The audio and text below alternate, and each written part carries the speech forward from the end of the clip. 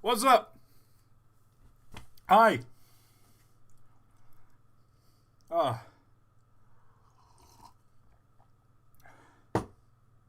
Don't mind me. Just getting a drink. Wolfing down a bag of Red Leicester mini cheddars. We'll get a bit of chocolate going as well, just for the sugar.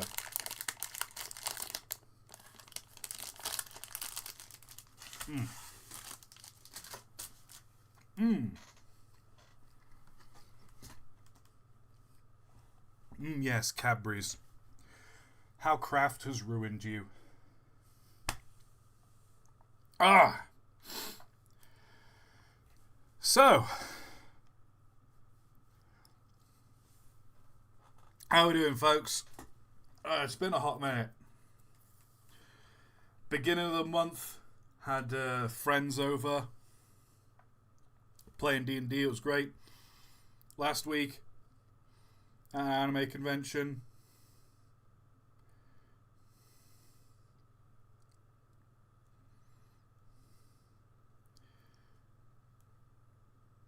It's been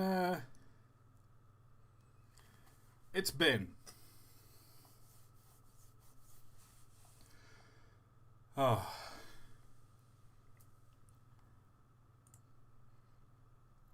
But we're back. We're back. It's Cursed Trains. It's been a hot minute. Also, it's been 5 years. 5 years of Train of Thought. So there's going to be a Q&A running. I think I might as well open that chat now. And then I can have both chats going. Check stream highlights. It's your birthday. It's your 30th birthday on Wednesday, so preemptive happy birthday.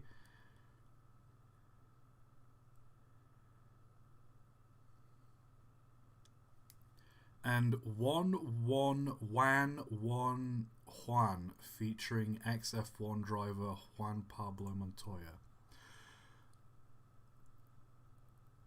You've just posted a picture of locomotive 11111 from the LMS. Cool. Anyway. Oh, we're doing Cursed Trains. People are asking, how's the anime convention? People are asking about Mario Galaxy movie. But no one's asking the really important question. The important question that is, where is my cohort, Michael? Hi. Oh, there he is. I swear to God, even though I was muted, I was like, okay, he's gonna pop in any second now, and you still fucking startled me. How do you keep doing it? I think we've done this at least a dozen times, Mike. I think it's not so much my ability to keep scaring you, but your inability to be prepared for it. Hello everyone. Hello chat. How are things? How are you today? I can't see any of you because I don't have the stream pulled up on my phone. Well, I'm gonna pull the stream up on my phone as well. There we go. Now I can see all of you. I'm watching yous. I'm gonna pull the stream up on my phone because I'm gonna have a Q&A running at the same time, and because of how amazing YouTube is. Oh my god! I got an ad. One of three. Excuse me, I'm not watching that. Thank you very much. They're doing 3 ads now? Yeah. I've only ever seen 2. I know. On mobile as well, greedy bastards. Anyway. So. Let me start a Q&A.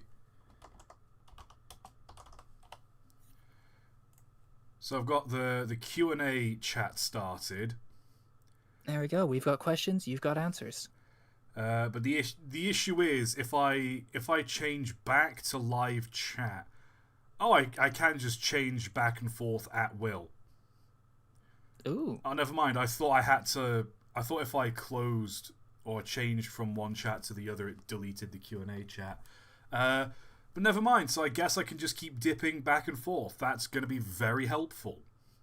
YouTube actually adding a quality of life feature. Who'd have thought? Unheard of. One that isn't objectively making the site worse by injecting AI into every fucking video. Well, that's neither here nor there. Right.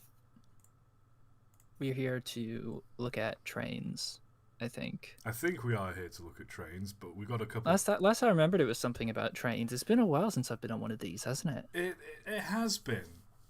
The original you, at least. We've had plenty of clones, but they're disposable. You know, I'd like to say that I was doing things in the meantime, but really I wasn't. You were busy. But sure. not busy. You're busy in the sense that someone sat on a dock fishing is busy. You're not doing anything, but you're doing something. Exactly. Also known as wasting my own time. Exactly. Got a couple of a lot of questions are just pouring into the Q&A chat. Ooh. I can't see the questions, so Todd's gonna have to read them to me. Opinions on Mario Galaxy. The game is amazing. The movie, I've not held out much hopes for the movies, and my understanding is it's very much just like, it's just jangling keys, the movie. They just throw a whole bunch of Mario stuff at the wall and see what sticks. I've not seen it.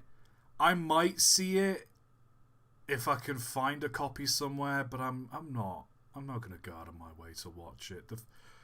The first Mario movie was okay, and considering it was Illumination that made it, that's saying something. Like, that's an achievement for that company to make an actual okay movie. Yeah, I hold no strong sway. When is the A1 video? Next week. Bogo's Binted? Die. Did you know my little screaming compilation of you is one of my most watched videos? I'm glad I'm pulling in viewers for you. Do you still intend to edit VODs into funny moment compilations? I do. I just don't. I'm just too lazy. My roommate, he's been trying to get back into editing, so I might just ditch a bunch of like the Cursed Trains VODs on him and just tell him to go at it and see what comes out. That's if he wants to, though, of course. If not, I'm just gonna have to buy a whip and ask again. Why do you decide to stream on YouTube instead of Twitch? I mean, YouTube is where my audience is. I know I can stream on both at the same time, but I think I'd need like another computer if I wanted to do that. Have you seen the absolute monolithic monstrosity known as the Quad? No. Have you seen the only Trains April Fool's stunt that Hornby did? I only caught glimpses of it. I'll have to research it properly. If you were given a chance to fully restore any locomotive from any country back, regardless of fuel type, which would you pick? Pass. There's too many. There's too many. What will you do when you run out of trains to make videos about? Cry. Will you play Mouse PI for Hire? It's a new boomer shooter with rubber hose art style. Maybe not on stream, but in general. I would like to play that at some point. It's overwhelming. I've been seeing a million ads for it recently, and I don't know why. It looks like a nice game, but it's been bothering me with the fucking adverts, man. They really have been pushing marketing on this game, and like I can't say I blame them, because I think it's like the Cuphead thing, where the gameplay itself isn't the big lore of it. It's more the fact that like all of the sprites are like hand drawn and scanned in. So I Are think they actually? I don't know. I don't think they're hand drawn. They're 1920s cartoony style, but I don't think they're necessarily hand drawn like Cuphead was. Let me actually look at it. double No, check, double check. But I I appreciate the art am. style. I'm looking I online. I'm waiting for it to load. Because I remember Here we like go. 2 years ago when they announced they were making this thing. Yeah, that doesn't quite look hand drawn, although I can't be sure. Will you watch Lionelville at some point, maybe with friends, so you can film their reactions? I've already watched it with a friend. She wanted to kill me afterwards because it was an absolute waste of time. What is the average airspeed of an unladen swallow? Real question, have you seen Atomic Train? I have not. We'll probably do a video on it at some point. Hi, saw Eddie Stone a few days back, was wondering, what do you think of Bullied Pacifics? I like them. There's a charm to them. Did you know there's actually currently 2 steam engines being built in the UK? They made decent progress with it. Wonderful. Will we ever cover the Great Locomotive Chase? I do plan that on someday. Do you have a favourite locomotive? People keep asking me that question. I do not. It depends day to day. Right, back to live chat. Right. My God, that was a lot of questions. I'm doing them quick fire because God forbid we're going to have more to look at. Cursed trains! Cursed trains. I'm not even giving Mike the chance to give us a life update because that would be another 30 minutes. And chat gets really upset at me if I don't move on to cursed trains. We know what y'all want. Y'all want them trains. But also, it'll be nice to just chat for a little bit because it's been a while since I've spoken to you, Mike. It has. Things are going well for me. I'm looking at apartments, looking at career opportunities, stuff like that. Things are going well. Cautiously optimistic.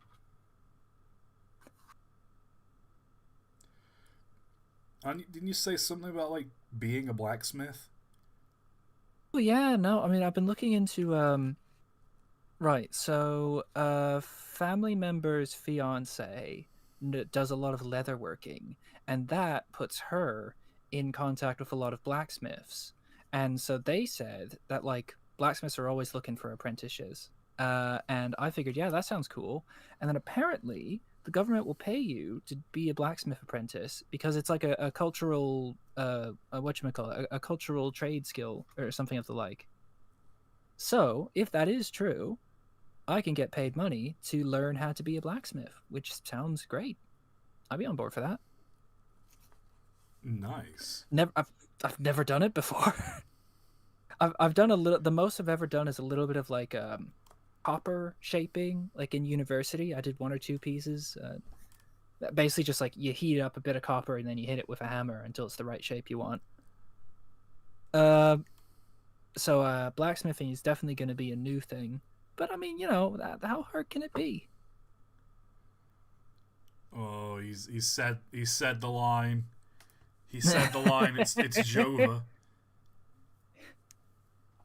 Just come back like the next time I'm on stream is to be like, so I've been painfully burned on all of my body. I have broken several fingers. All of my arms are broken. All of my fingers. I'm covered in burns and metal. I've accidentally welded something to my leg. I don't know how to get it off. You've somehow like grafted something to you.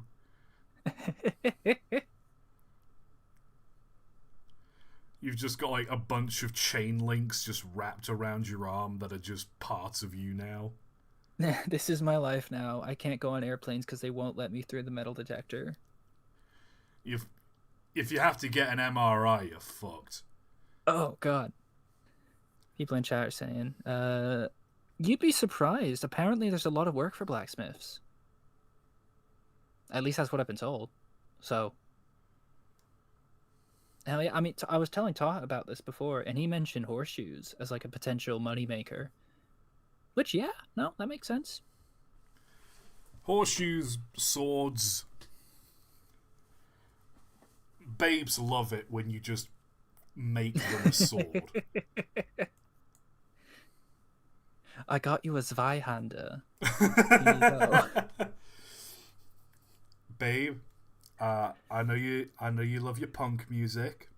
I know you've always liked, that kind of rebel sort of genre. Because I figured, you got that rebel vibe going on. I thought you'd appreciate this semi-authentic Scottish claymore as wielded by William Wallace during his rebellion against the English.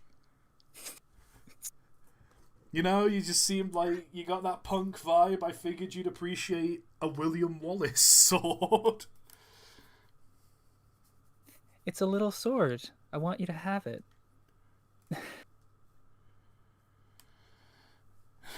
It's a little. It's a little. It's a little bronze. It's a little bronze casting of me. I wanted you to have it.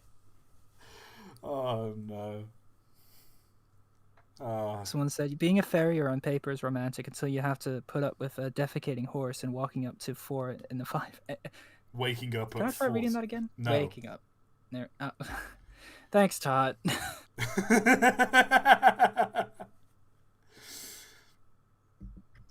I feel like I'm losing it recently. I need to read more and like talk to people more. Just kind of do things more. Yeah, speaking of reading, I've finally finished reading War of the Worlds. Ooh, very good. It's a good book. It's a good book.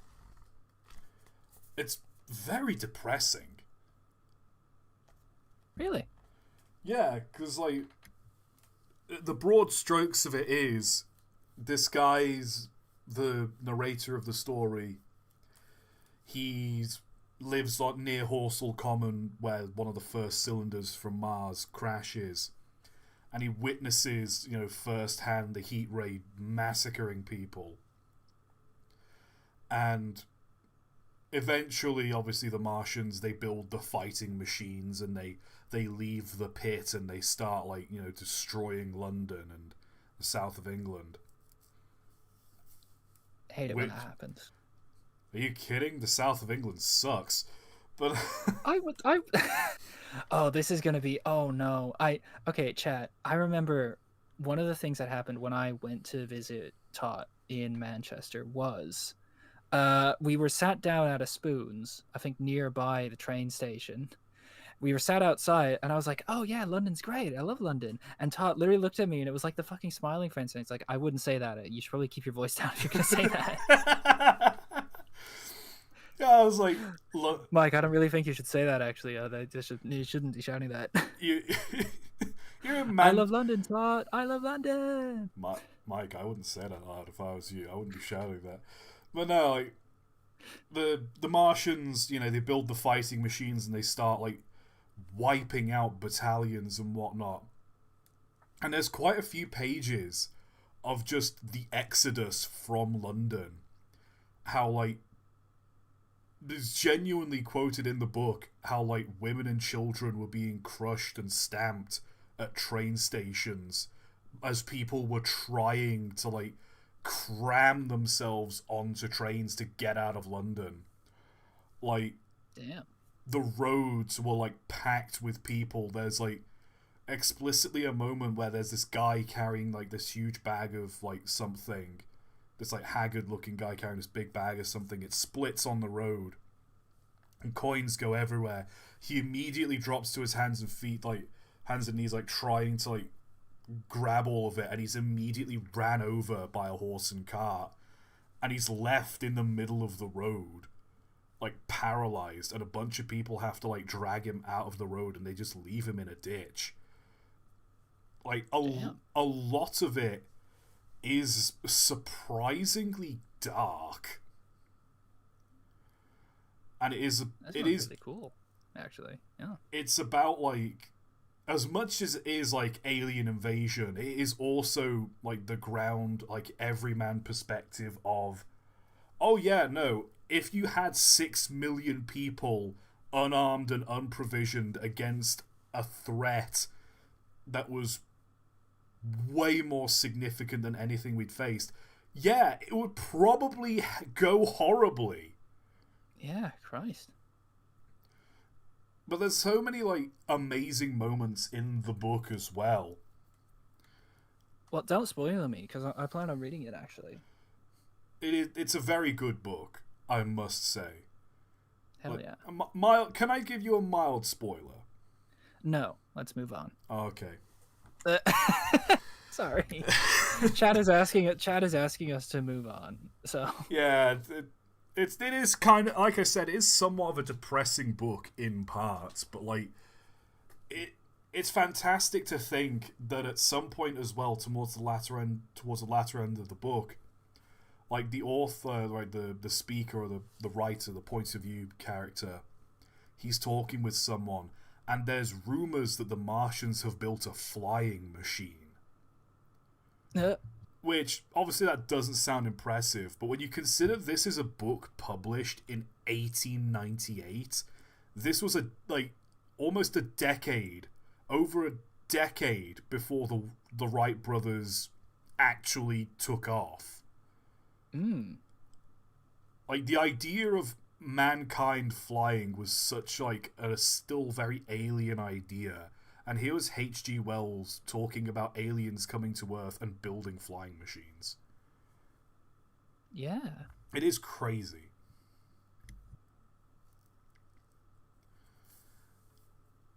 So yeah. God. Anna, I love War of the Worlds. It's a good book.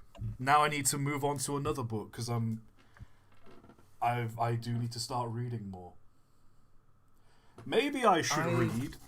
Hold on, you finish your sentence, Mike. Let me grab these books off the shelf. Okay.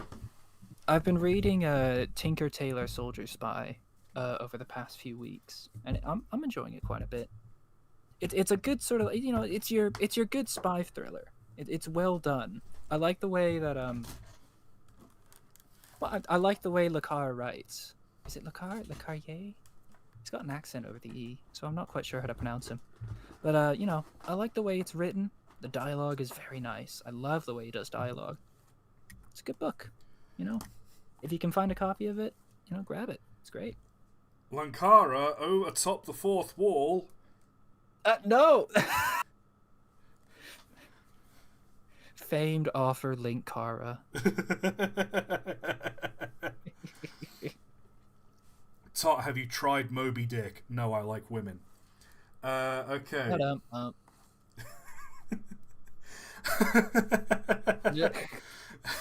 I kid.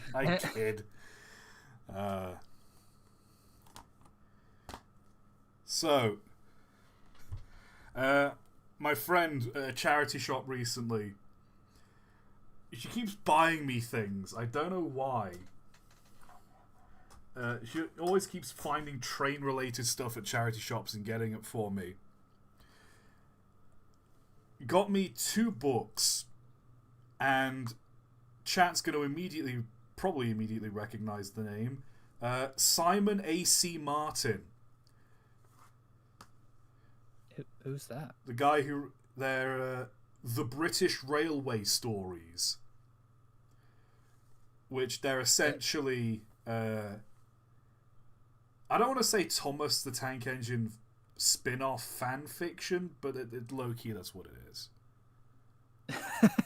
You've got Bootleg Thomas. Mate, if this was bootleg, this would be sold at a bootleg price. On the back of the book, price £11.95. Woof. Like, these are not cheap books. Like, considering how thin they are. And, like, I've not actually properly sat down and read through them because the art style, man, the art. The locomotives are drawn amazingly, I cannot argue. The close-ups of the people, however, not so much. But yeah, the British Railway Stories, there's the 2 that I've got is Tale of the Unnamed Engine and Great Western Glory.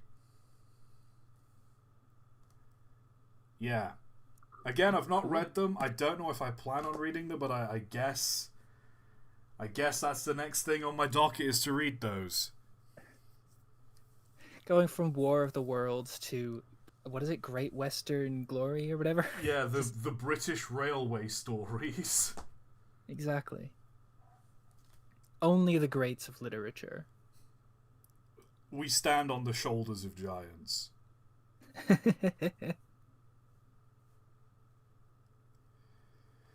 Oh dear. So that's book news. The book update, incredible. We should do like a book club kind of thing. That'd be kind of fun. What? Like we both pick up. The Train of Thought book club. Well, yeah, where it's just we decide to read the same book, and then like that way we have something to talk about on stream. How about Don Quixote? I don't know. I've got a copy of Descriptive Physical Oceanography. That would be very interesting. Would it though? I mean, don't you want to know about surface temperature of oceans in February of 1980 something? It's an old book. Oh,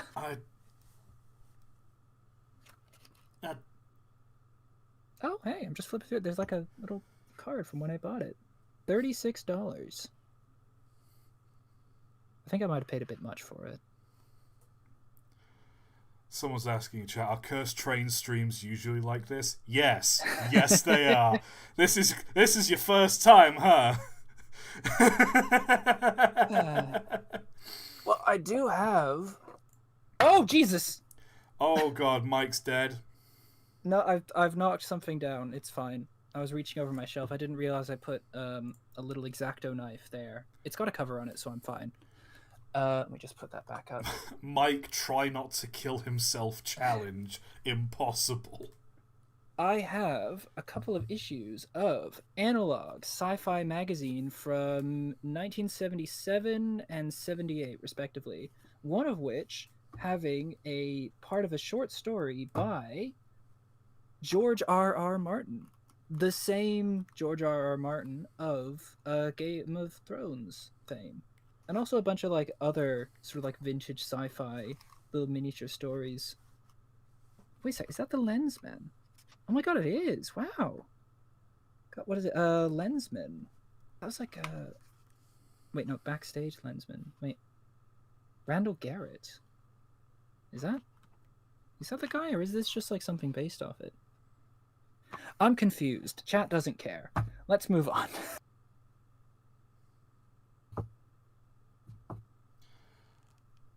Okay. Vintage stories. Yeah, vintage... Yeah, no. Oh boy, right, should we start looking at Cursed Trains? We've had the obligatory 30 minutes of nonsense chat. We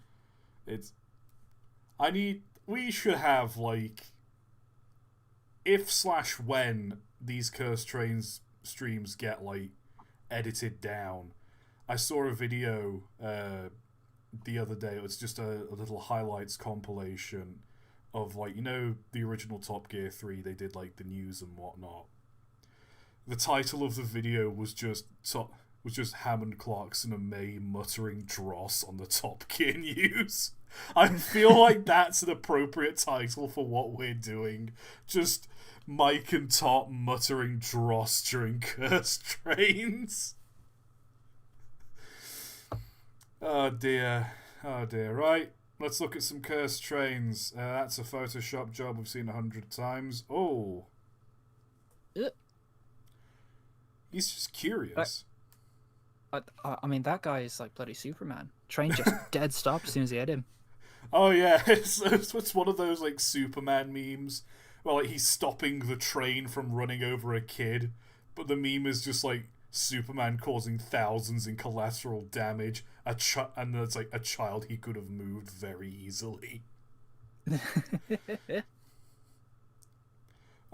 With like these little handrails above the windows as well, and the way they're angled, it looks like the train is looking down, and it's like, oh, like he's really pleasantly surprised. He's pleasantly surprised by what he's seeing there. It's like, oh, what you got there? Oh, that's really cool. Wow.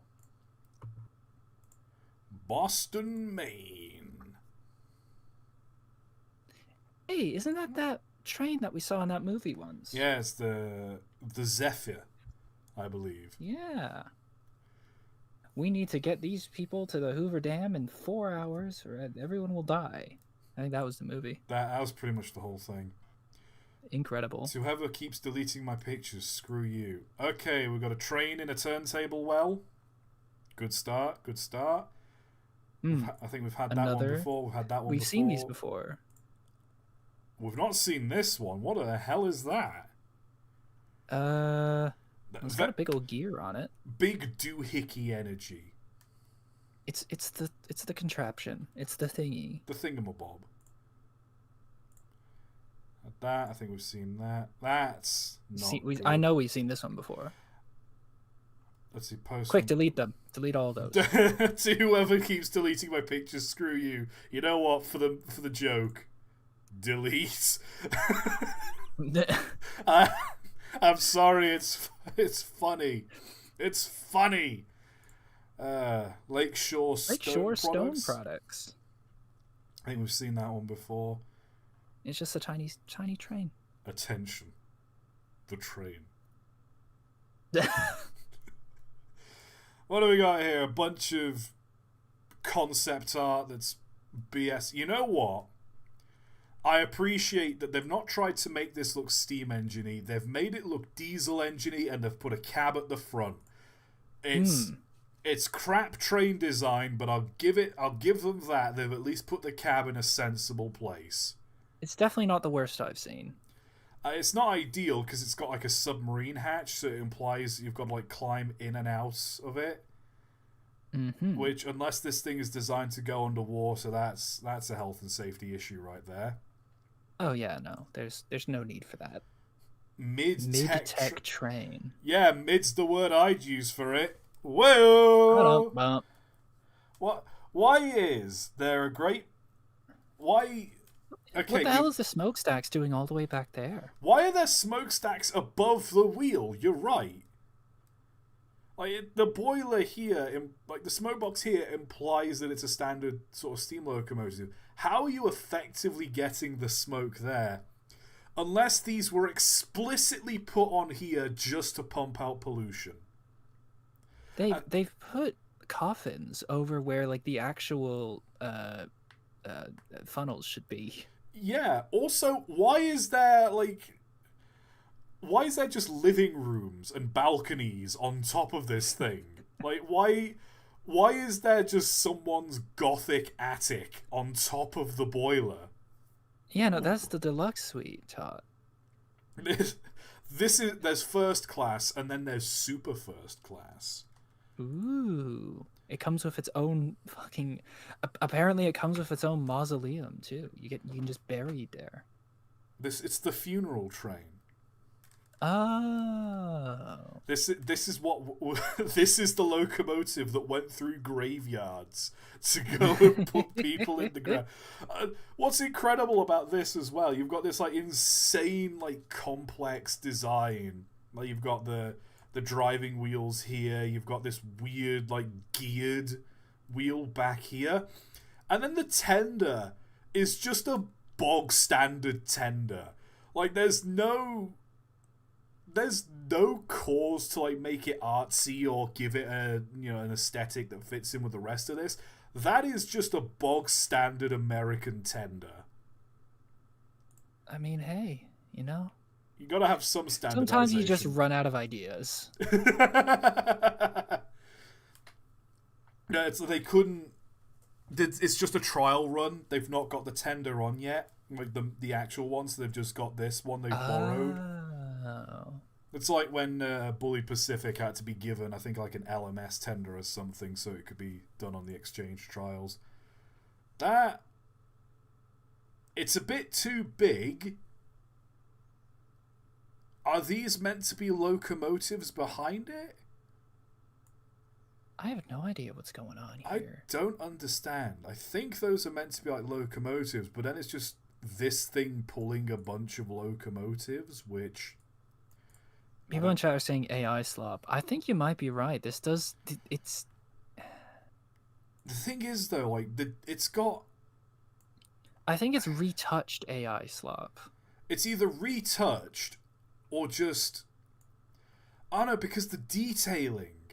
Some of the Yeah, that's why I'm detailing saying is. retouched. Someone took a photograph and then maybe photoshopped it and then put that through AI, trying to make it look like it hasn't been photoshopped. It's crap. Let's move on. What the hell? Oh god, is this concept art, or is this one of those tech bro attempts to modernize the train? Welcome to 2000 and I'm gonna say 2007. This feels like a It's 2000s very type thing. 2007. I'd say more 2011 ish. Because Mm. it's got the sort of rounded things, like the early 2000s was very rounded in art style. It looks like an iPod dock. It does, but it looks like a later iPod dock, where it's What the got hell does all that text say? uh BPY.ops bpy.ops transform resize value equal one orient type global orient matrix. This is just bullshit code. someone Like copy and it's someone copy and paste this code into Python and see what it does. hold on, wait a second. Proportional edit fall off equals smooth proportional size orient type global. Is this just like the code that they what? What is going on here? I do That's not that's understand. render settings. Next station is Sokol. You know what? It's dumb idea for a rail car, but I can't argue like having like the line of lights represent each station and then like a little name of the station they're going to in the order projected on. I don't think that's a bad idea. Yeah, no, that'd be pretty cool. Like it's a very simple visual representation of this is the current station we're at, these are the ones we're going to next. Like, don't get me wrong, like I think just a printed map stuck above the door like they do on the London Underground or the Manchester Metrolink, like Mm. that's fine. You don't need to improve that. Yeah, But no, like it would be. Yeah, no, yeah. as like a flashy aesthetic thing, I dig this. Like my higher brain is like, okay, yeah, but it's not very practical. It'll probably break, and like there's a lot of issues with it. But I can't lie, I dig it. I dig it. Someone in chat has mentioned, too bad it's facing the wrong way for the passengers. It is. Oh god, it is. So you'd have to have one projected on the outside and then another projected on the inside.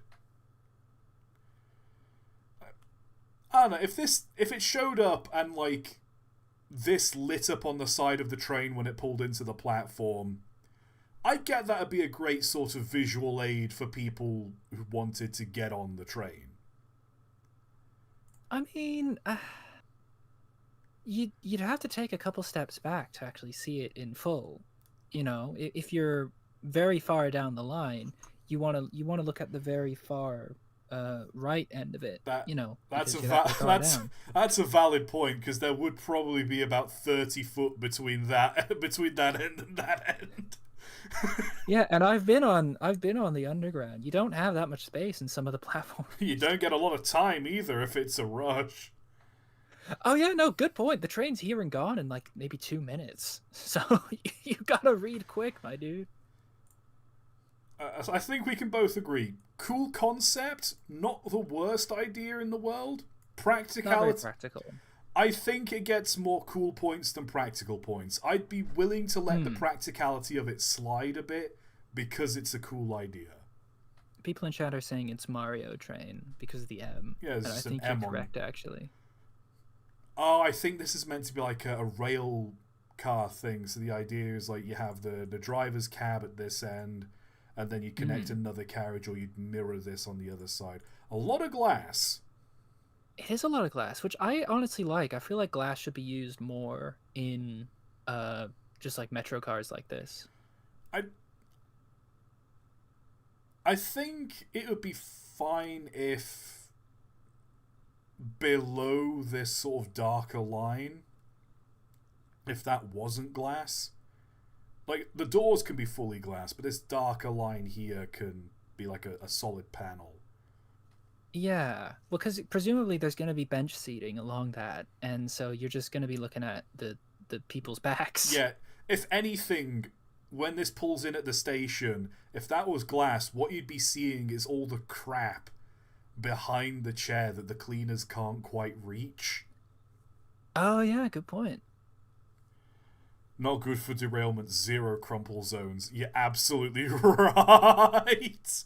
Trains really don't have crumple zones when you think about it. There's not Yeah, but not much space for them. in fairness to the train, it's not the train's job to crumple if it hits something. It's That's true. if you're in front of a train, you're the one getting crumpled. You kind of have to accept the fact that it's not ending well for you. So they have safety cabs, though. That's not really a crumple zone, is it? That's just having the cab in front and letting the driver be the crumple zone. Like, the front, sure, but like if you hit the train from like the side, it is. Yeah, it is what it is. Would the cleaners see excrement? Probably. I don't know. Trains are messy. That is big. That is way It's too big. big. This looks weird. Something about this is weirdly rendered. It. I don't want to immediately say aye, but it's definitely giving that weird kind of fucked up. Oh no, there's a wait, no, hold on. There's a signature. No, yeah, 2014. That's legible. Spartan. I don't know. Spart something. Spots. It's honestly I like the colors. The tone of this is very interesting and kind of neat. I like that it's sort of playing with scale here, a sort of monumentally sized train. Like, I honestly don't mind it. I like this as an image. As a train, probably not. But okay, as an image, hell yeah. if this was a regular sized locomotive, I'd have no problem with it. Why is it the size of the Titanic? Well, I mean, I think that's the conceit of it. That's the like it's playing with your expectation of how big a train should be. Also, just gotta love like this little guy down here, who's just having a real like noir moment. Yeah, no, that's what I'm saying. It's a good image. I like this actually. It's very well done. There's no arguing, but that's too big, too big. That's fine if that's just meant to be a regularly sized train. It's a bit aggressive looking, but that's fine. Yeah, no, It's not it's awful. somewhat it's impressionistic, and I do like that. It looks like it's leaving Piccadilly Station as well, so yeah, I can respect that. Good. Thumbs up. Thumbs up, you did okay. What is this? Is this meant to be... Hold on, is this meant to be a bullied engine? Or is this an LMS engine? What is... Yeah, it's a bullied engine. You can tell from the tender on the wheels. What is... Why is it so big? Why is it so long? No. What do we got here? Ooh! Power director. I love just seeing that in the bottom corner of pictures every now and then. So we've got a Mayer engine, which is it's weird. I don't hate it, but it's weird. It just feels wrong. It looks a little bit, scrungly. It's like seeing a pigeon with one leg. It's like that's not how it should be. It's just the driving wheels are there. Like, it's just be a tank engine if you're gonna have driving wheels like this. Tender engines shouldn't have this layout. It's weird. The Mud Digger locomotive. Why is it a mud digger? What does that mean? If I remember correctly, the point of Mud Diggers was that it was... You have the piston driving a wheel or gear, and it's drives the main driving wheels via gears. Okay. So whereas usually the piston would connect directly to the driving wheels, it instead either drives a shaft or drives gears, and it does it that way. Okay, but why is it called Mud Digger? It's just filthy. It's just filthy. It's a pig. Look at that. You telling me that that engine wouldn't have the name Pig? No, you're right. I see it. Another doohickey engine. I do Strong doohickey vibes. strong doohickey vibe. Like, okay, this is the cylinder that drives like this, which turns driving wheel. That I get. You got the boiler here. You know, you got the bogie at the front. What is this wheel doing here? What is this? Is that the pump that they use to pump water from this presumably massive tank to the boiler? Is that what this is?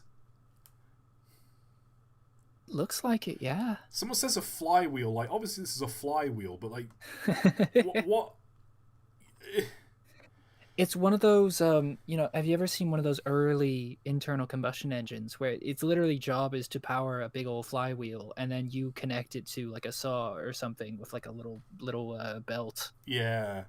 It's one of those multi-purpose just thingies. It spins. You could do stuff with it. Also, that guy's bowler hat is impeccable. Look at that guy. That is a peak bowler hat. That is a peak bowler hat. Like, everything about that, like the posture, the way he's dressed. This man's got it going. He's got it going. Very doohickey and energy. Yeah, right this here. is just silly. Like, what are we doing? What here, I love, guys? I love as well. It's not enough to sit in the carriage. You've got a balcony on top for these people to sit on top as well.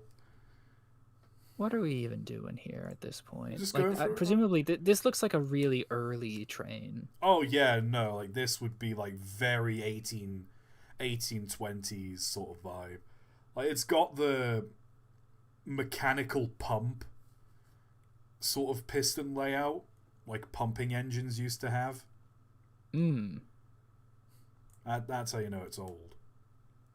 Oldest locomotive in the world.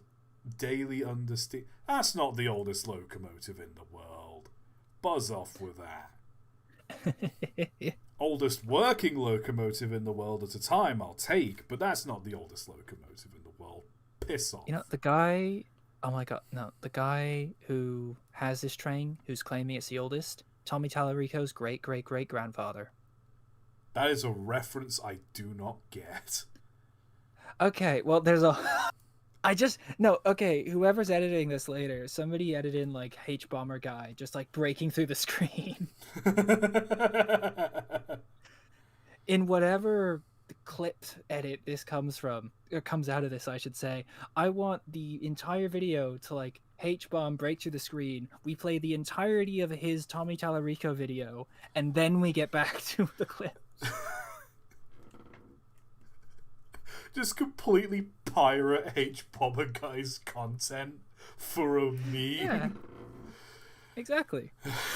God damn it, okay, sure. I mean, it's not as if he's done a large video specifically about content piracy and how you shouldn't do it. Nah. That's fine. It's all good. Fine. This is silly Billy. It's fine. It's fine. What do we got here? What is this? What is this? It's a complex series of levers and dials and things. There's one messed up valve gear, I'll give him that. The wheels. What's going on with the wheels as well? Why are they like that? I don't know, man. There's more inside to them. That's a word for it, sure.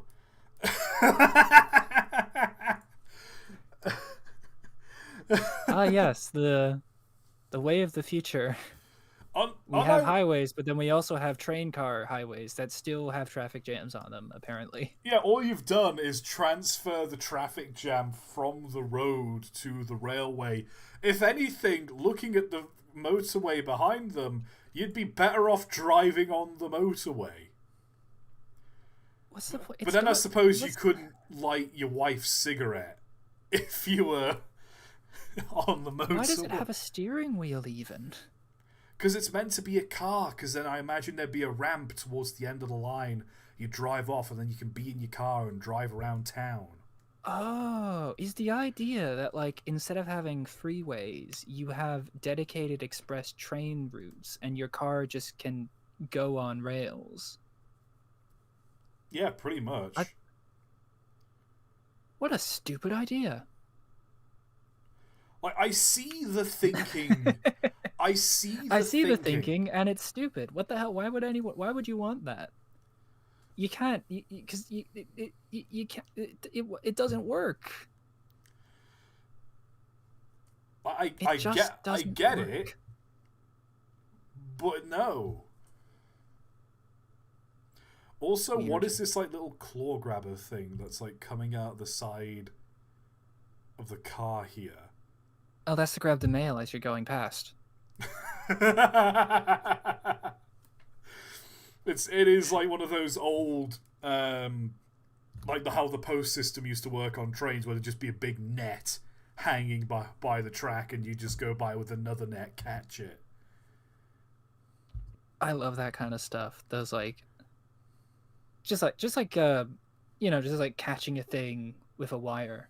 You know what I mean? Yeah. Yeah, it's very satisfying. So what else we got? Oh no, that's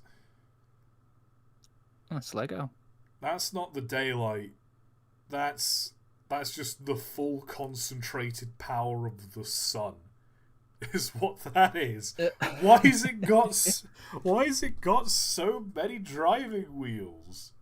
It doesn't need to be this big. I appreciate that it's made out of Lego. Why though? No. Stop. Bad.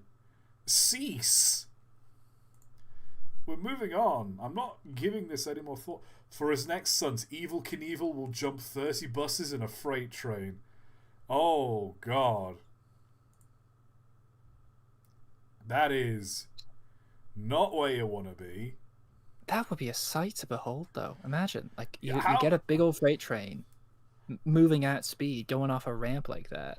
Genuinely, though, I want to see that. Okay, so I'm guessing either part of this is photoshopped, or this is a train that's ended up in a runaway siding.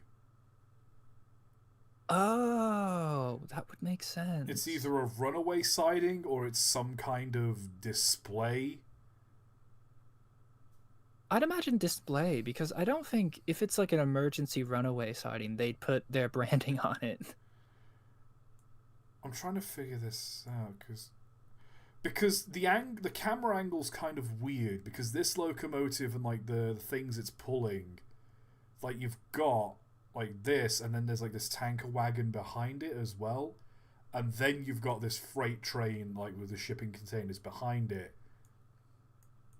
So I think there's another track going behind this, and this is meant to be like a display piece, because you've got this locomotive here that's got the livery on it, the Indiana Railroad Company, that livery on it, and it's up this slight embankment here.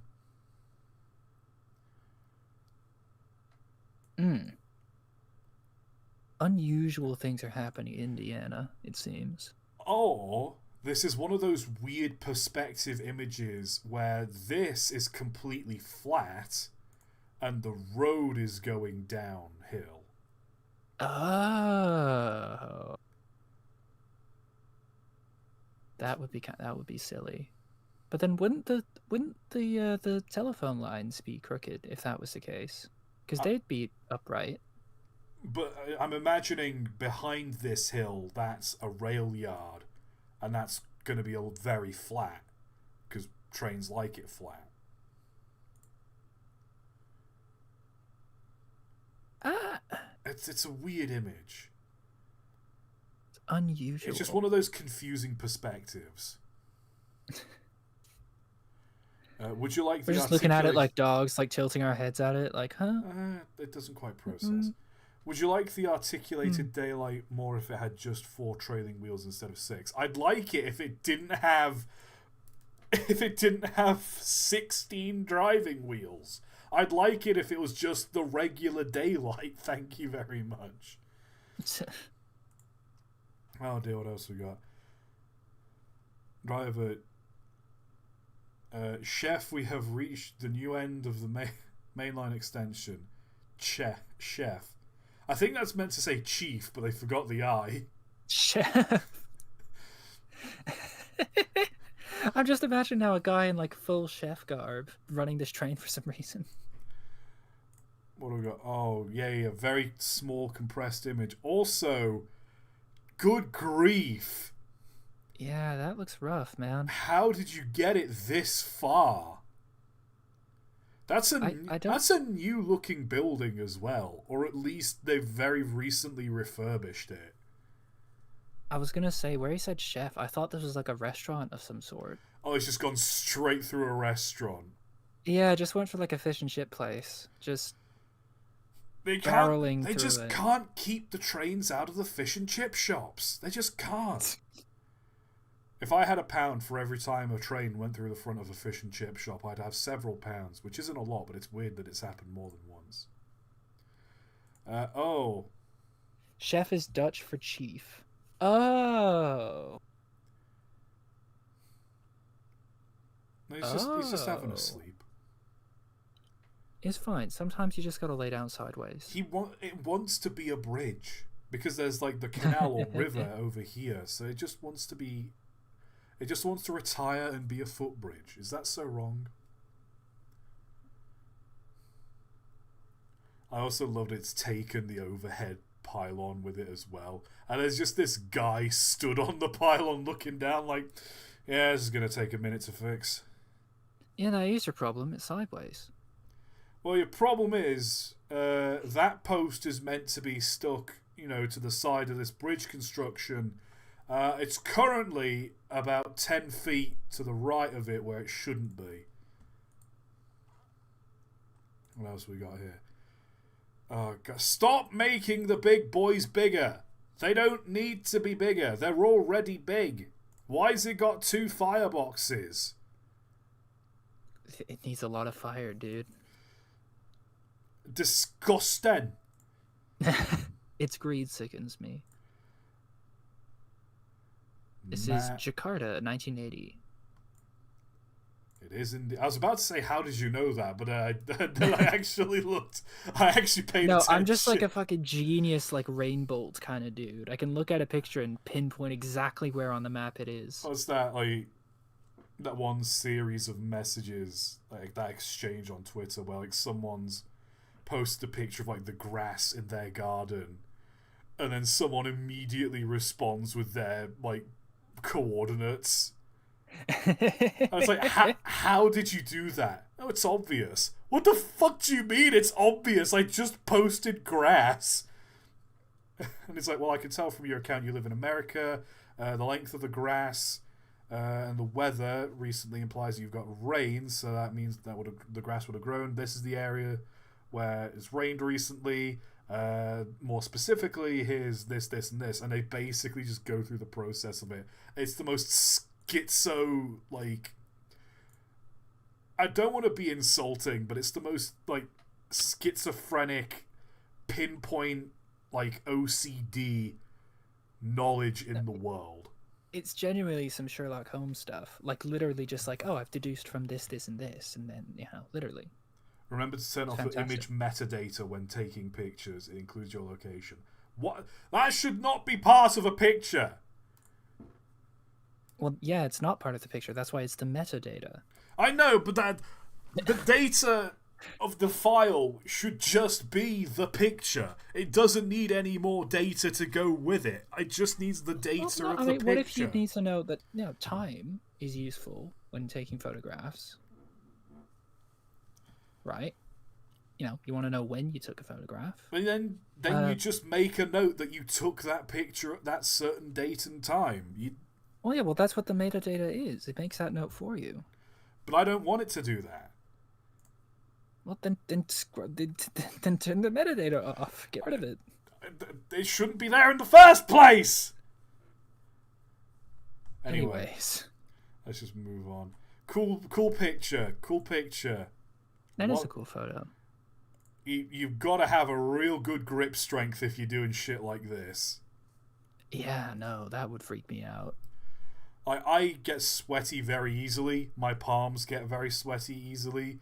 I would not last on this. What do we got here? What gets me is the wheel set in the position of the cylinder. Like, this isn't an inherently incorrect wheel layout. 220s do exist. But why? The cursed thing about this is, hypothetically, this could function as a real locomotive. I think we've seen ones that look basically like this. Yeah. I hate that. Also, what this thing... What has he seen? Those Why is eyes. he smiling? What does he know? That one, like, image of the Riddler from the Batman is like, does he know? Oh no, what do we got? More anime. Have we seen these before? More anime-ified trains. Yeah, we've seen this one. We've seen this We've seen one. that one. I think that one, yeah. We've seen that no, one. Yeah, definitely. I remember. This one is new. This one isn't even an anime-ified train. This is just a woman in a... I don't know how to describe that dress. I'm getting very 1940s, 1950s vibes from it. It's like it's a weird 1960s sci-fi, where it's like it's almost a jumpsuit kind of, but then it kind of it's also a skirt, I suppose. It's a jumpsuit, but it's a pencil skirt. But Incredible. she's also got like, the white gloves as well.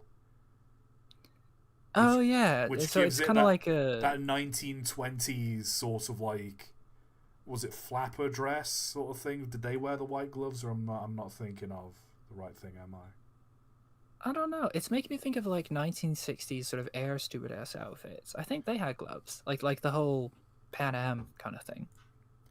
I know, weird. What do we got here? Train station. What is? Oh, is this a design someone made for a game? That looks neat. Why has it got a helicopter thing on the roof? It's a big old ceiling fan. Keeps the keeps the place cool. Keeps the place cool. Revving up, everyone's just like screaming. Could you imagine like living in the neighborhood and all you hear day in day out on a warm during summer is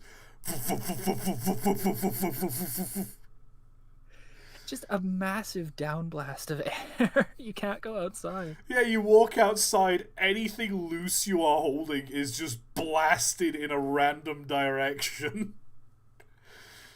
Oh dear.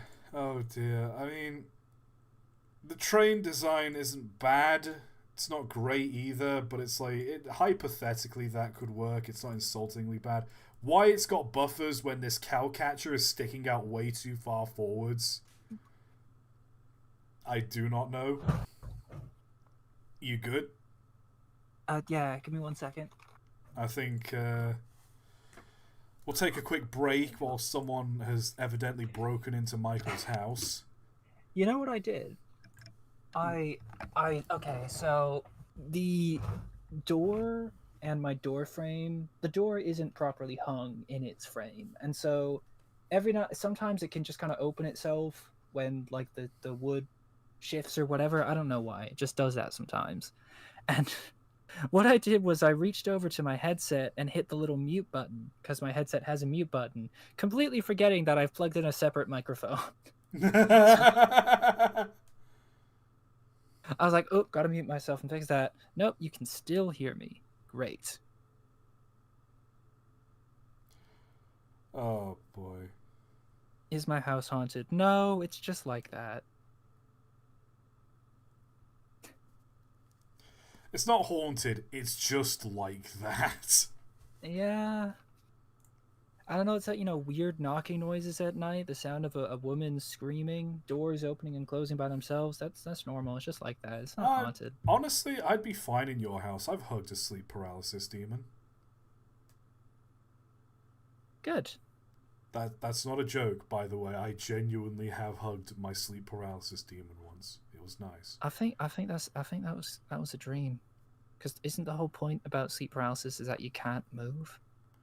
Okay, it was a very weird situation. This was when that we're gonna get into. I'll just touch on this now. But like when I was back in uni, third year university, I was just tired all the time. And I just started having like naps more and more. And this was during like lockdown as well. I was at university. And so it's not like I could go into my university campus. Like I'd done most of the work, and it being a film and media course, there wasn't a whole lot to do outside of like the practical stuff. So I had a lot of free time, and I just started napping a lot. And one day I was just laying in bed napping. I had a bunch of pillows on my bed, and like because I was and still am lonely, I had like I was like holding a pillow, like I was laying on my side like hugging a pillow because I was just comfy. Gotcha. And I sort of, when you become conscious, but you don't like open your eyes. Like you're awake, but you've not like opened your eyes. Yeah, I think that's happened to me before. And so I just sort of like gain consciousness, and I feel like something or someone is like crawling across my bed. Yeah. Like you know how like your mattress sort of indents. Like if someone else sits on your bed, you can tell when someone else is there. You feel like the mattress sort of like indent. Yeah. Like yeah. I got this weird feeling of like the mattress indenting on like either side of me, as if like something was crawling over me. Mm-hmm. And even though I was like laying on my side holding this pillow, it felt like they laid down like in front of me, facing me, like as if they'd like phased through my arms and taken the position of where the pillow was. Right. And like I did not open my eyes at all. And like for whatever reason, my tired ass brain was like, oh, I left the window open as like a cat like come in. Like even though I live on like the first floor, well, it'd be the second floor of like Americans and whatnot, but like I lived upstairs, and there was like nothing outside of my window for anyone to stand on or climb up. So it would have been impossible for someone to get in through my window, never mind like a cat or something. But I was like, oh, it must be like a cat or something crawling across my bed. Like I was like half awake thinking about it. But it felt like a person had crawled across my bed, laid down like in front of me, like phased through my arms and replaced where the pillow was. And all I did was I just hugged the pillow a little tighter and just passed back out, went straight back to sleep. I remember the sensation so vividly. It genuinely felt like something or someone was like hands and knees crawling across my bed over me and then laying down beside me. I just didn't open my eyes. I just hugged my pillow tighter and I went straight back to sleep. And that's how I hugged my sleep paralysis demon. Nice.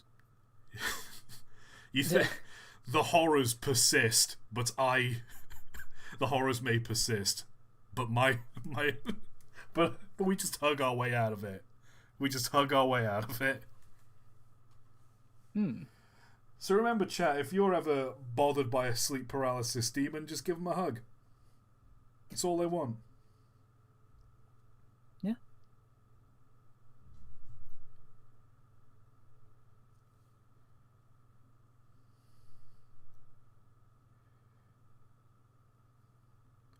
Anyway, Yeah, no, I guess that's it. Well, goodbye, everyone. that's the end of the stream. We'll wrap it up. I kid. Let's move on. Oh boy, more, whatever the hell this is. Yet more anime slop. I love that, like, it's not even AI because this was 2023 before AI got, like, this good. So it's not even AI slop. It's just, yeah, it's anime. It's slop. Get rid of it. Yeah, no, it's fine. It's a fine drawing.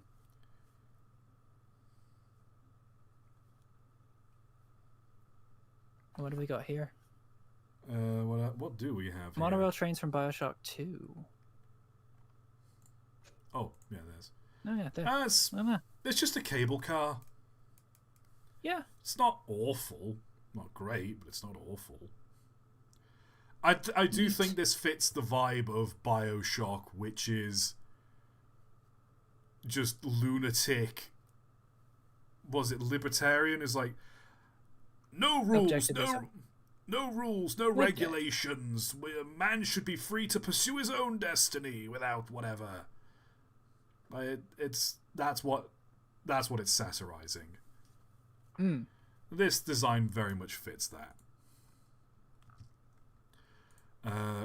Oh, there's a lot going on in this picture. Is that the... my first thought was the robot from the cover of that Queen album. She's got this robot's got Brian May and Freddie Mercury in one hand. There's a lot going on here, though.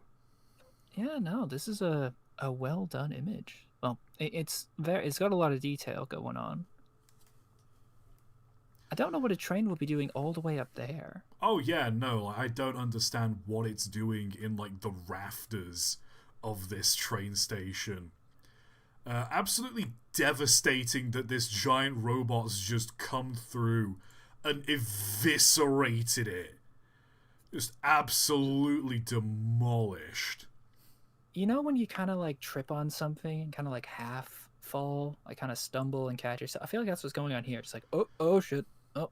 Yeah, is this robot meant to be protecting these people, or is it like mid-fight with a kaiju and it's just stumbled in a train station where all these people are just trying to get out? I think that might be what's happening. I don't know. You know how I was talking about War of the Worlds earlier? Yeah, I was gonna say. Like the energy of like this great big machine like tearing through stuff. Mm. And there's like all these people here like trying desperately to get out in the wake of all this destruction. Absolutely abysmal locomotive design, can I say? Absolutely disgusting. No. Get this out of here. I feel like a common theme for a lot of these is that people don't realize how big a train is. They think it's too big. Like they just make them bigger. They make them like 2-3 stories tall. Yeah, no, trains are large, but they're not that big. I don't think people quite understand the rate. Like, for their size, standard gauge railways are only like what 4 foot 8.5 inches wide, which is what 1.5 meters, give or take, just under. Like they're not that big. Like the railway tracks are not that big. But yeah, whenever you see like an artist depiction of like someone walking down railway tracks, or video games as well. I remember playing the last level of Hitman 3 where you're like, you're on a train and you got to make it from one end to the other. Like, the tracks are like 8 feet wide. Mm-hmm. Like, it's just weird. Oh no. Oh. Oh no. Uh, That is bad. That is... Bro got sandwiched. mm. You got a diesel at this end, diesel at that end, and then he just pushed together. What is that? British Columbia Railway. Interesting. This happened in the proud land of Canada. Wow. This is literally what happened to that one brake van in Thomas the Tank Engine. Just smushed together. Mm. Cab I wouldn't know. forward. I've never seen it. Cab forward. FEF3. Uh, Sprays you with water. Bad. Just nope. Nope. Artists who only ever see visual trappings of train go, yeah, it looks good enough, are so much fun. I hate to say it. I mean, it's very it's trying to be cartoony. Like it's very cartoony. Like this back wheel is not connected to like the main locomotive at all. Like there's some weird perspective going on here. Oh yeah, no, wait a second. They drew like a cylinder bit, and they drew the wheels connecting the wheels together, but they didn't draw any connection between the cylinder and the thing. Like, I think that is genuinely someone who like who knew that trains had those, but didn't like mentally make the connection.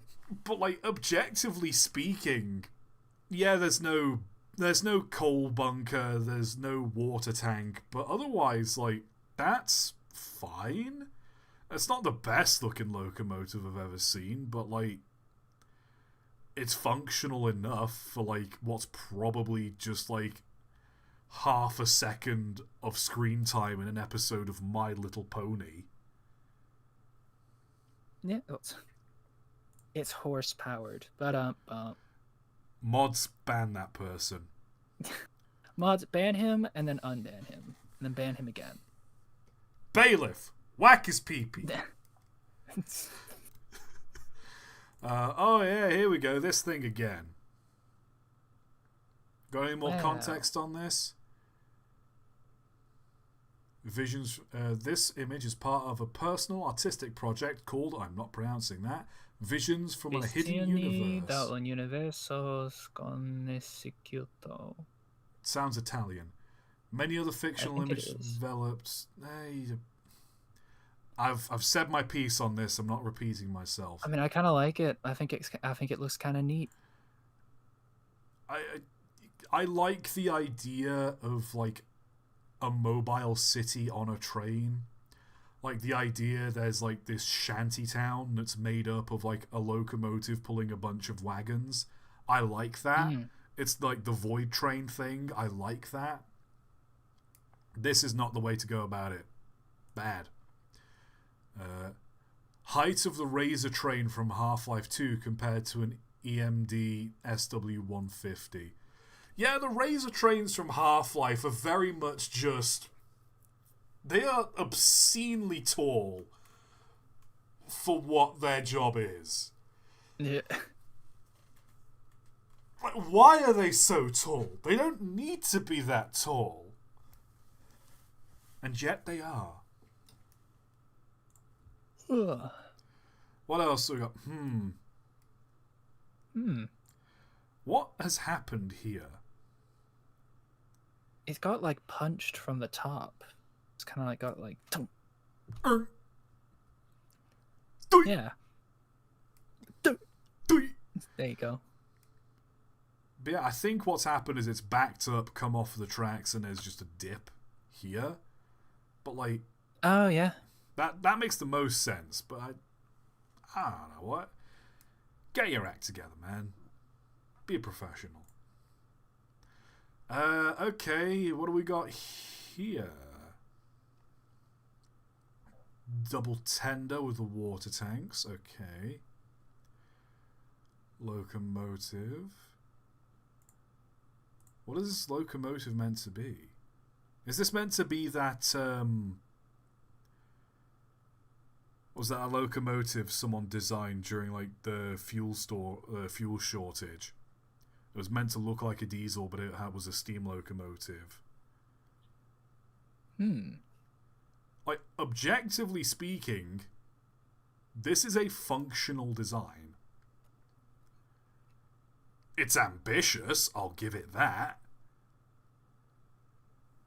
But, like, you could build this and it could work. It wouldn't be good, but it could work. Look further up probably. top. Yeah, I'm looking up. So, like, sorry, it keeps 70 zooming in and inch out. diameter on the wheels there. 7-inch diameter. You'd need someone to fuel it, which, I mean, that's what this rear cab is for. You'd have someone, like, presumably on the tender shoveling it all in. But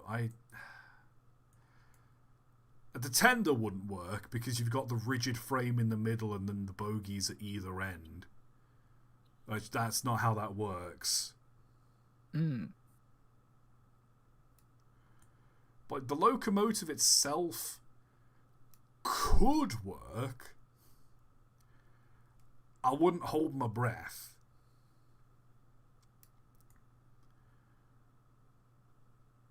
Blurst. Not cursed, but it's not good either. And we got another doohickey. Why? This thing really... no. I'm saying no to this thing. Okay, so it's an 040 Shea locomotive because of the way, like, the drive shaft and gears are working. Why is the smoke box so low down? Look, like, this would work better if it had a vertical boiler. Why is the smoke box so low down? The boiler on this thing is microscopic. I'm assuming this drum here is the firebox alone.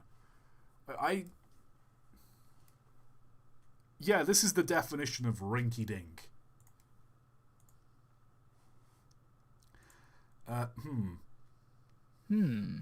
Literally every single tech bro solution to public transport. No, guys, right? Imagine a pod, but it flies now. Right? We've solved public transportation with pods. What if we made a train, but we took people out of the train and it flew? What if we had a bunch of pods and put them, like, attach them to each other, and that way if you're going to the same spot, you can just get on one of the pods that are going to that spot. And then we just kind of run them around a bunch of places and let people get on and off them whenever they want. Literally though, what's that, like, the Tesla Hyperloop or whatever it is that's in Vegas? Where it's just a circle road going under the town. You get in a Tesla, and it just drives you through a tunnel to the next stop. My man, I'm just waiting for there to be some kind of disaster in that thing. Oh yeah, no, like, one day the car is going to catch fire inside the tunnel, and you're going to have, like, the Mont Blanc tunnel disaster, but, like, 15 times worse. Because it's all just lithium batteries in an enclosed space. Yeah, it's going to be bad, dude. Literally, what you have done is you have invented an absolutely dog shit subway. I understand the idea of, like, when you have to go to a train, you have to wait for, like, the train to come around. But it's a circle. You literally, all you have to do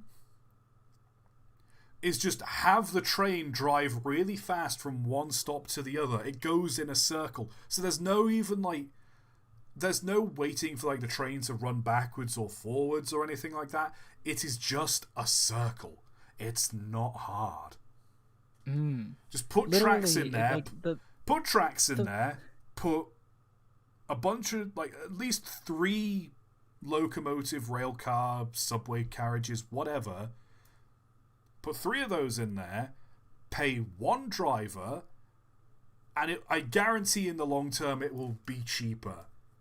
It's literally like Edinburgh's like metro system. It just runs in a big circle. Literally, I think I've pretty much summed up the reason why every single tech bro idea is awful. And it all comes down to how can we take X but make it so that we don't have to pay people? Well, yeah, no. Well, the problem is trains are. We've solved the problem of mass transportation. It's trains. We've done it, lads. We did it. It's solved. You just do trains good, and transportation is solved forever. The problem is you can't own trains if you're a tech billionaire. You can't take the concept of trains and say like it's mine now and you have to pay me to use it. So you have to find a way to make something that is close enough to a train where it works, but also something that you can own at like every step. So that's why these are basically just like pods that I own and are mine, but I lease to the city or whatever, or like Ubers where it's a company that is but just taxis again. You know what I mean? It's like if you make the pods and you're the only person in the world who are making your dumb pods, then anyone who has signed on to use your dumb pods are gonna be your customers forever. Like, what are you gonna do? Not use the pods? Long story short, the world would be a better place if we just burnt down every house in Silicon Valley. Yes. Just yeah. Viva la revolution! Yeah, the vanguard of the revolution here on the train of thought. Tech bros, if you're watching this, just donate to charity. Invest in trains and donate to charity. You will be liked. You won't be liked for trying to reinvent the train. You'll be liked for being a good person. Get over it. What do we got? Oh. Now that's not... I love that all of them are staring at it and they've all just got the vibe of, oh, that's not right. Yeah. Oh man, what are we gonna do? I love as well, like, from the way people are dressed and the time period, this is probably a colonial railway. Like, I'm looking at like the hats of yeah, these I just gentlemen in the noticed back. like half of these guys are wearing those like safari hats. Yeah, like the quote safari hats. I don't know the technical term for them. And like the general vibe of this is probably a colonial railway, so I imagine quite a few of these people looking are like locals who have thought, I thought the oppressors were meant to be smarter than this. I didn't know these things would come off the rails. I didn't know this was possible. You Brits can't even run a railroad. Fuck. That's the no. You're the ones trying to like dictate our country. You can't even run the trains, man. Yeah, that's just like a major like fuck. We got to get rid of these guys. Like, they're morons. They just have guns. Oh, fuck. I do like this little rail car at the back, though. Oh yeah, no, that is kind of neat. Very heavily armored, so this makes me think this might have been Africa around the time of the Second Boer War. Yeah. It's probably why everyone's got guns. Oh, yeah. Oh, well, do you think then this might have been an act of rail sabotage? It probably was, because when I did the video on Hairy Mary, it was a steam locomotive, and the way they armored it is they took like a bunch of like 6-inch thick rope from the HMS Terrible, and they just layered it over the locomotive so it looked like one of those like dogs with like the very ropey hair.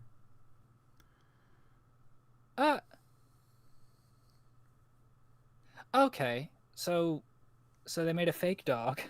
They turned the locomotive into a dog, basically. Yeah. It worked because the rope covered pretty much every major component, but also because it was rope and it was just laid over each other, you could just move it out of the way when time came to like just oil the joints and maintain it. Huh. I'm not sure how effective would that be against bullets. Pretty effective, because at one point the engine was like derailed in an act of sabotage and an ambush, and it came out pretty much unscathed. Huh. Oh, the more you know. The more you know. Anyway, Oh, it's got a bit wet. Oh no. That's Nord, so this is the north of France. I hate it when you like step in a puddle and it's deeper than you expect. What's happened is this little engine. Sorry, it keeps zooming in and out. By the way, my mouse is still doing the double click thing. What's happened is this engine's tried to just wade through this, thinking it's a ford, not realizing it's actually much deeper than they expected. And then this lot have just come here and said, "Oh, you should have followed the path. You should have followed the path, the part where the stepping stones, man. Look at the stepping stones. You got to stand on those. It's too deep otherwise."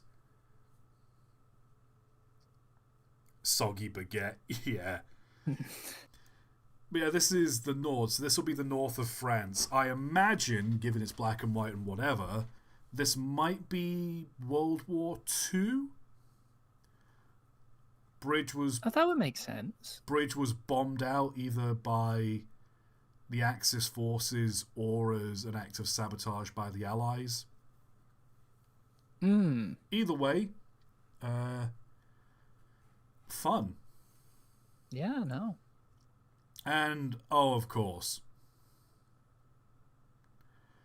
what's incredible about this is how much momentum this locomotive had when it came off here.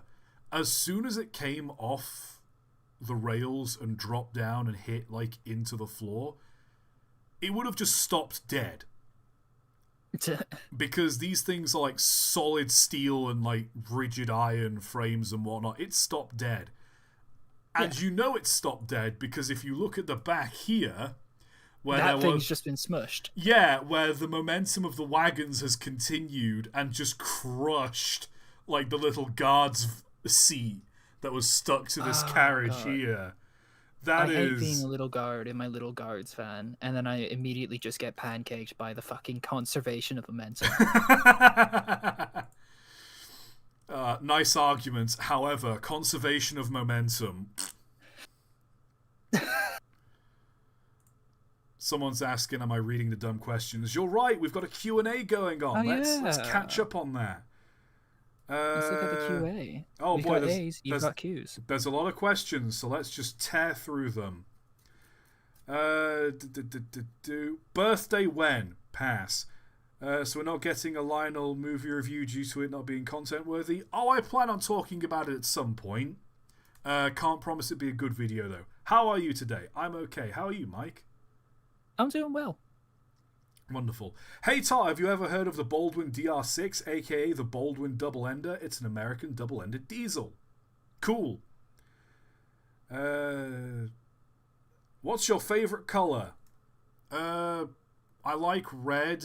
Blue suits me more, but green is a color that both suits me and I like. So, RGB. What about you, Mike? What's your favorite? Da Fluttershy asked that as well, so it's got to be a very important question. I like orange, like that kind of orange you get on like a clear sunrise. Sunrise That's a very orange. Nice orange. I like it. Yeah. Sky orange. Yeah, it's great. I love it. Nice. Favorite Railway series character? Oh.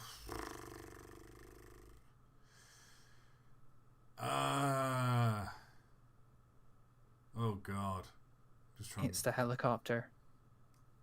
Do you like the helicopter, do you, Mike? No, I fucking don't. I just know there was a helicopter and I thought it'd be funny. Look, chat, I cannot emphasize this enough. I do not care for Thomas. I hardly watched it as a kid, and even then I was sort of indifferent to it. I really don't care. I'm sorry, but I can't. Favorite Railway series character then? Scar Lowy, but in the stories where he's an 040 without the cab. What's one engine you wish would be preserved regardless of region? Pass. Discord link isn't working. Cool. That's not a question. That's not Pass. a question.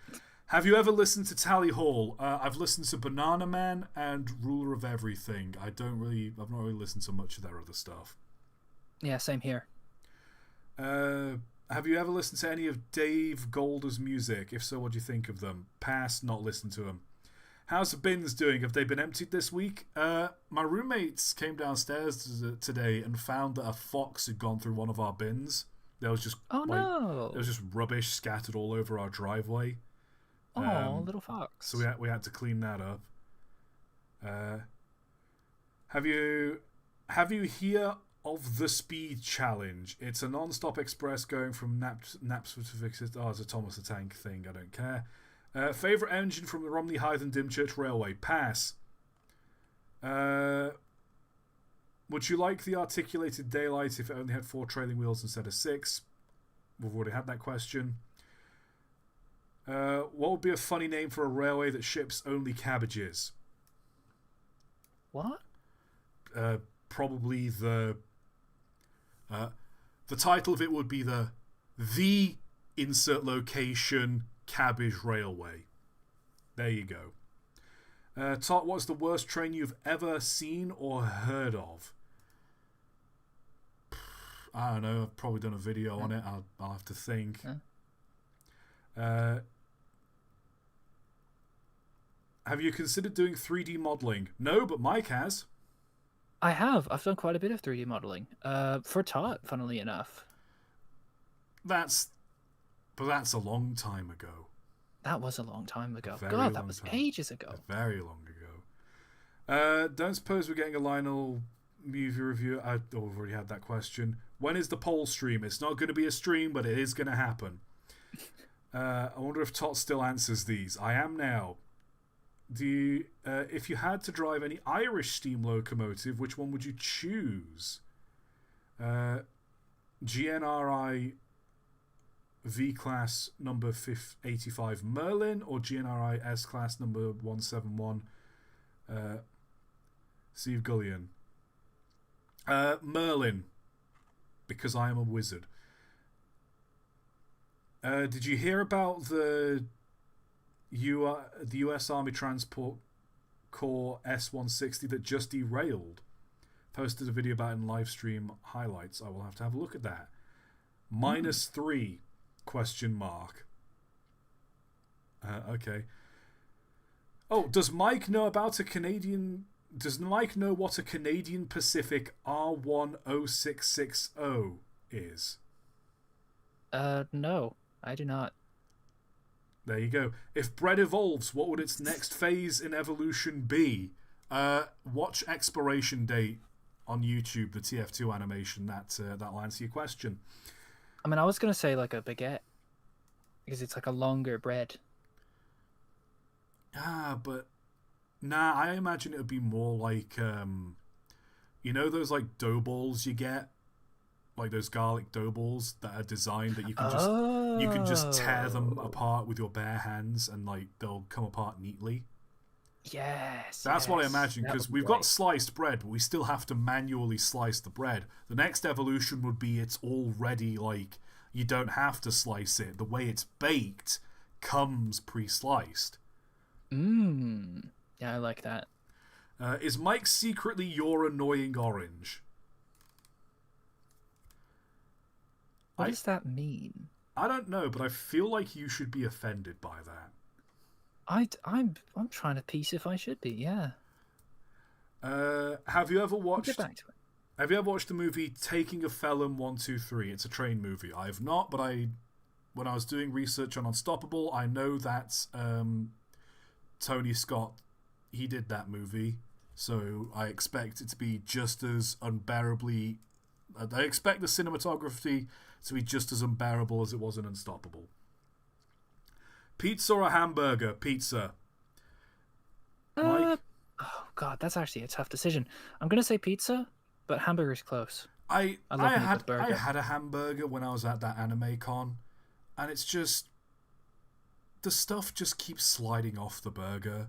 Like if you have a burger with any substance to it at all, like you put a little bit too much sauce on that thing, you're paying for it the entire time you eat it. No, I get that. Do you plan on doing a video on Atomic Train? Yeah, probably. Mike, what's your favourite Canadian national locomotive? I don't know. I don't look at trains very often. I'm sorry, there's none on fucking Newfoundland. Can we see a Gmod video at some point soon with your player model? I'll do another stream at some point. Have you ever considered going to rail tours in other countries? I think it would be funny to see you collab with... To see you in the cab of Montezuma with Heiss after he builds it. Hey, I'd love to go meet Heiss. Me and him, just in a cab of a locomotive, just doing autistic vocal stims all the time. Yeah, I think that'd be great. What else we got? If you could own any preserved LNER engine, which would it be? There's not a lot of preserved LNER to come to mind. Green Arrow. In your opinion, what country has the funniest name? I'm not going to answer that question because I don't want to cause an international incident. Do you think pineapple belongs on pizza? I don't think it's an amazing pizza topping, but like pineapple and ham/gammon has been a combination that's gone together for a long time. Also, like, ancient Roman pizzas, they had stuff like apple slices and things on it. Like, an actual Italian pizza is very different than the pizza you're probably thinking of, unless you're Italian. Italians are too pompous with their food anyway. No. I like how you just said, I don't want to cause an international incident. But those fucking Italians, am I right? Look. The one thing you got to understand about living in Europe, all European countries hate each other. Don't get me wrong. I believe that. If everything goes tits up, we will have each other's backs. But it's like siblings, in that we will insult each other to their face. Like, the only reason we don't go to war with each other anymore is because we settle our differences with football hooliganism. That's all. I do want to say, like, I have no quarrel with Italy, but if you ever find an Italian person saying, like, oh, this recipe is my great-great-great-grandmother's, it's been in the family for many, many generations. If it has tomato in it, no, it hasn't. Because tomatoes are not native to Italy, they're a New World crop, and they really weren't shipped over until after World War II, I believe. Like, before then, they just weren't over there. At least not very much. I made a pasta dish a couple weeks ago, and I sent a picture of it to my friend with the caption of "This would kill an Italian stone dead." And basically, I think I've explained to chat before, I have this way of making mac and cheese, which is I get a can of cream of mushroom soup, put that in a saucepan, and I just dump a shitload of cheddar and mozzarella in it until it's really thick, and then I just dump a bunch of macaroni in it. Like, it is an abomination, but mushroom is a really nice thing that goes with pasta, and so it's just a nice pasta thing. I didn't have any macaroni in, so I just did the same thing, but I used like tagliatelle instead. And it tasted fine, but I took a picture of it, and I think I had like some burger meat as well. And my roommates made some burgers. They had some like minced beef with like the onion and whatnot left over. So I just cooked some burgers, like chopped those up and threw that in there as well. So I had a bit of like meat in there. I sent a picture of it to a friend, and I said, "This would kill an Italian stone dead." And I stand by that. But yeah, to get back to the question, do you think pineapple belongs on pizza? On its own, no. But if you've got it with ham or gammon or anything like that, it's fine. People just need to like stop clutching their pearls over this. Yeah, no, anything goes, dude. Put your pineapple wherever you want it, man. Mike, what is your favorite train in general? Oh, fuck. You know what? It's the London Underground. Whichever one that's on whatever kind they've got on the yellow line. What the hell was it called? The Circle Line, I think. Yeah, that's what it's called. It's yellow on the tube maps. Whichever one they have there, that's my favorite. I like the Underground. There we are. Fake hot dog donation. Rabbit! Been a while. How do you feel about your server getting burgered? I wasn't expecting to be pranked. I thought my April Fool's prank was going to supersede them all, but it turns out I was being japed. You got fooled. Mike, did you know there is one steam locomotive in Newfoundland? Oh yeah, I've been to it. It's in Cornerbrook. Yeah, They've got it in a museum. He sent me a picture of it as well, actually, I think. Yeah, no, It's neato. it's pretty neat. And one day I shall go to Newfoundland, establish my dominion over that island, and we shall rebuild the trains. That's gonna be difficult. They turned most of it into a walking path. We can... Well, it's not like... It's Newfoundland. The only way to get anywhere is to drive anyway, so really you're not going to miss anything if we turn it back into an actual railway line. I suppose. Hell, the Welsh Highland Railway, that used to be a public footpath, but then they've returned that into a railway line again, so... Oh, really? Yeah. I remember being really little, actually. I was with my dad on holiday in Wales, and we were walking along that footpath. It's near Porthmadog. As you're leaving Porthmadog via the Welsh Highland Railway, there's a part that goes by a road, and there's a few like tunnels carved through like the side of the mountain. There's this one really long one, and I think he was stood at the entrance of it. Me and my brother were like curiously walking in, and my dad just made like a really loud roaring noise. It echoed through the tunnel, and me and my brother shit ourselves and we ran. That's pretty funny, actually. Yeah, so that's my experience with that anyway. Yeah. Thoughts on the merchant navies and bully Pacifics? I'll do a video on them at some point, but I kind of like them. They're neat. Is pizza on pineapple good? Pass. What do you think of crane tank engines? They're quirky and I like them. Off-topic question, would you play the new Tomodachi Life now that it's been released? I don't have a Switch or a Switch 2. I don't have the money to buy one either. Your reaction if someone found a New York Central Hudson? Dope. Pretty cool. Would you bring back the Great Eastern Railway D56/LNER D15 Claude Hamilton or the BR11001? Pass. Probably the Great Eastern one. When are you going to start the Train of Thought Railway Museum? When I have the money to open that. Is Delta really gone because of work, or is he missing because he's become a controversial and dangerous international spy? Guess that would still be work related. He's just doing his own thing, I think, at the moment. Like, he's just working, right? Yeah, no, he's got a job. That's not really deeper than that. Man just has to earn a living. He's in a different time zone than both of us, and he's got a job, so like the scheduling just doesn't work out. Yeah.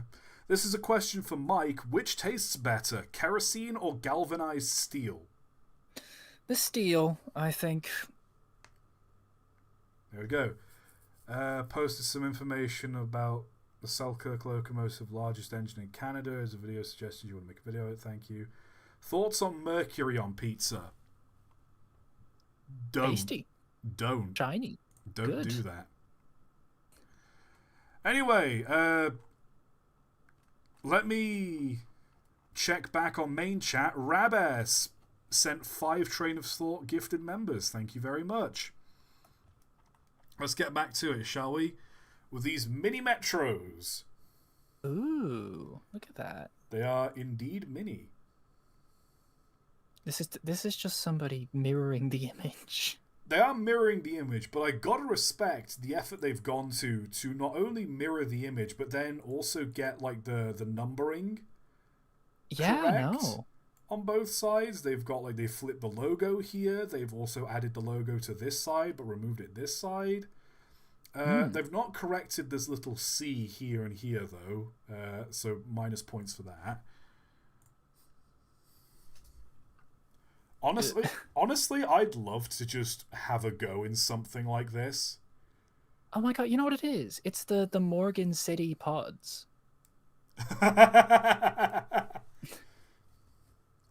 Oh, god damn it. Not the pods, Mike, not the pods. We're back in the fucking pods again. We're back in the fucking building again! Oh my god! Embrace the pod. The pod is the future. What is it? The future. We've seen this one. We've definitely seen this one. It's a Garrett, but they've put the cab at the front, which don't ask me how that works. Also America first, but Garretts are a British design, so ha, suck it. Cool. Siege of the Steppe. Mongolian steampunk. A castle locomotive. It's a castle, but it's a train. Ah, yes, because the Mongolians were known for building castles. The one thing they're famed... Or is it that this thing is mobile so the Mongolians cannot raid it? Yeah, no, is that the idea? Because if you look, there's this guy's like trying to climb it via pole. This guy's fallen off. There's an archer shooting down here. I mean, it'd be well defended. There's no question about it.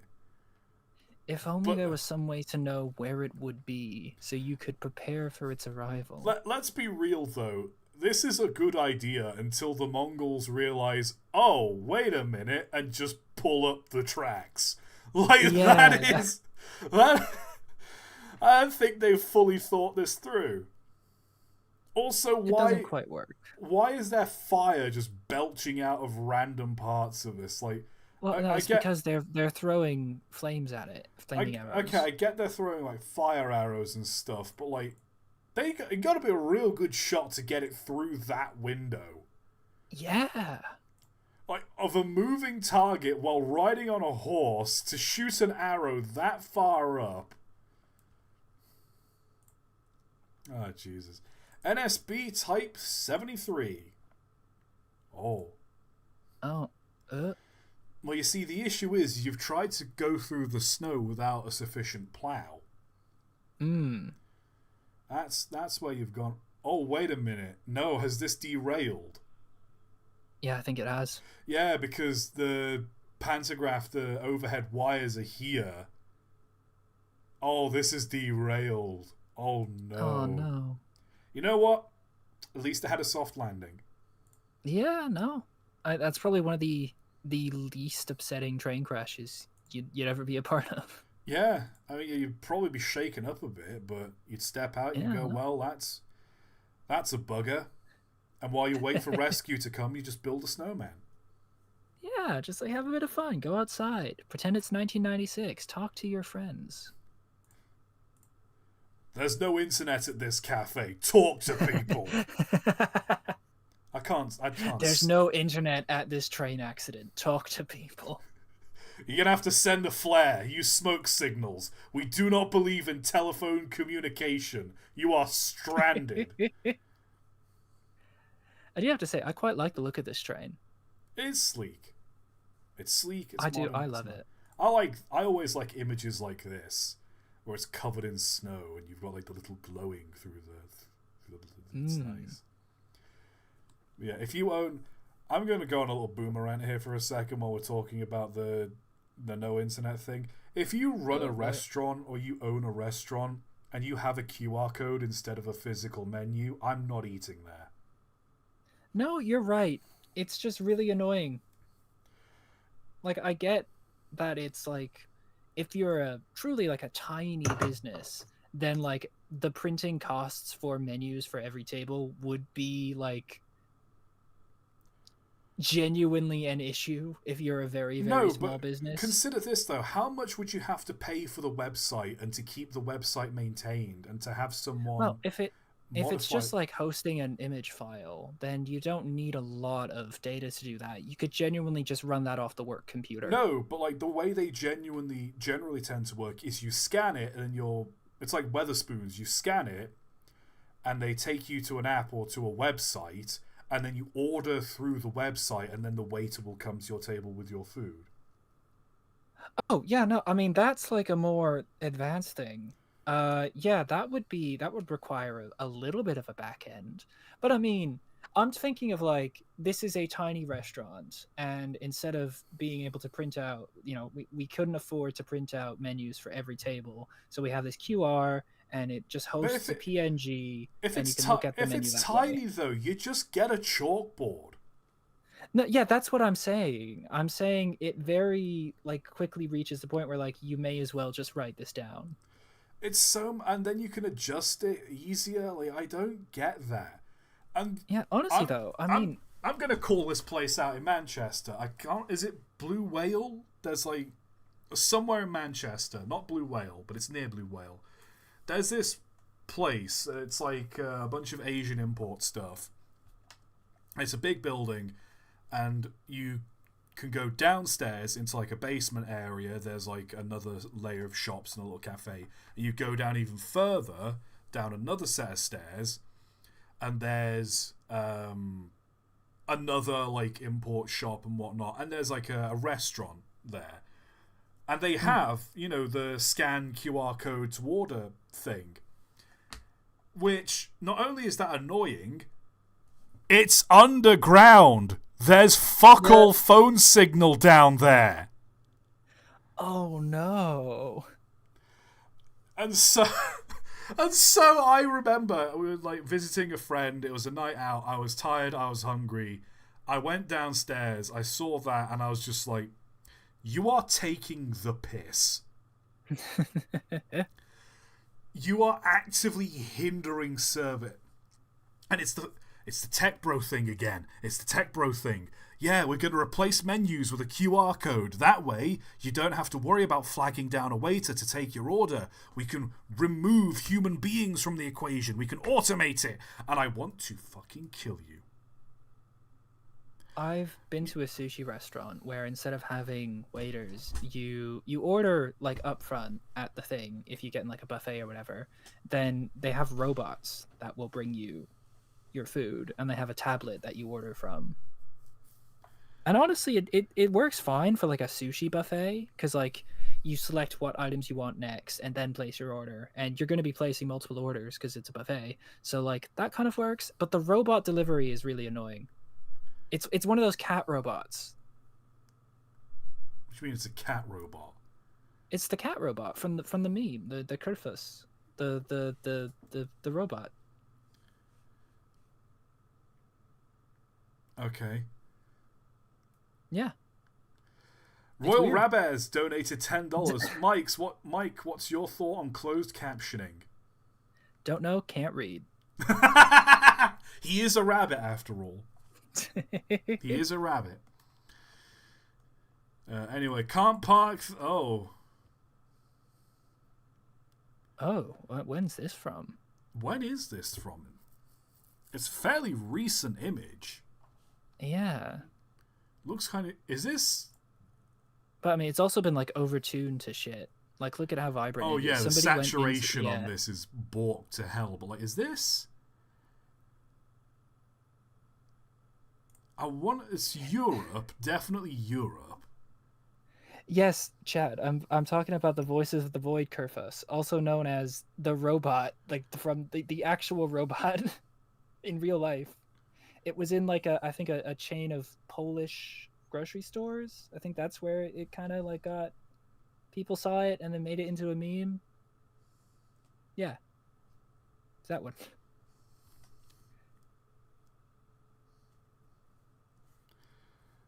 I'm still trying to figure out where this is, though. I mean, you know, Is this? I don't. Is this like stuff that's about to be deployed into Ukraine? yeah, that's what I was about to say. I'm like, I don't know if it's Because maybe Eastern. looking at the carriages and whatnot in the background, it feels European. Definitely Yeah. feels European. I want to say like Eastern, more sort of European. Oh, chat says no. Okay, well, Okay, I guess not. Well, no. Chat said no. that's us told then. Pack it up then. Oh, stream's over. Chat says no. We're done. It's a streamlined big boy, Wow. but streamlined it kind of looks. ToT, as a human who can read, explain CC to Mike using analogies about lettuce and celery, then get his opinion. I don't think you under. How am I supposed to explain closed captioning with lettuce and celery? How am I supposed to do that? You ask a lot of me, friend. Lettuce. Okay.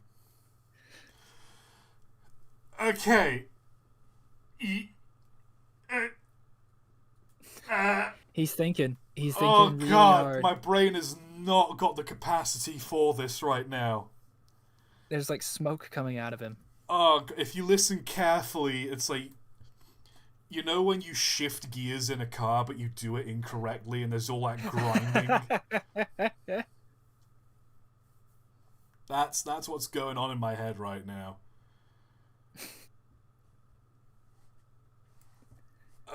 Closed captioning, subtitles. He's basically asking about subtitles. Yeah. Yeah, they're good. Why would I have any other opinion? Problem solved. They're there we very go. Useful. What else we got? Oh no, that's too much Shay. That is way too much Shay. Also, these pistons aren't connected to anything. Why are they there? Why are these pistons there? It's too long. Why has it got two chimneys? Gee, Mom.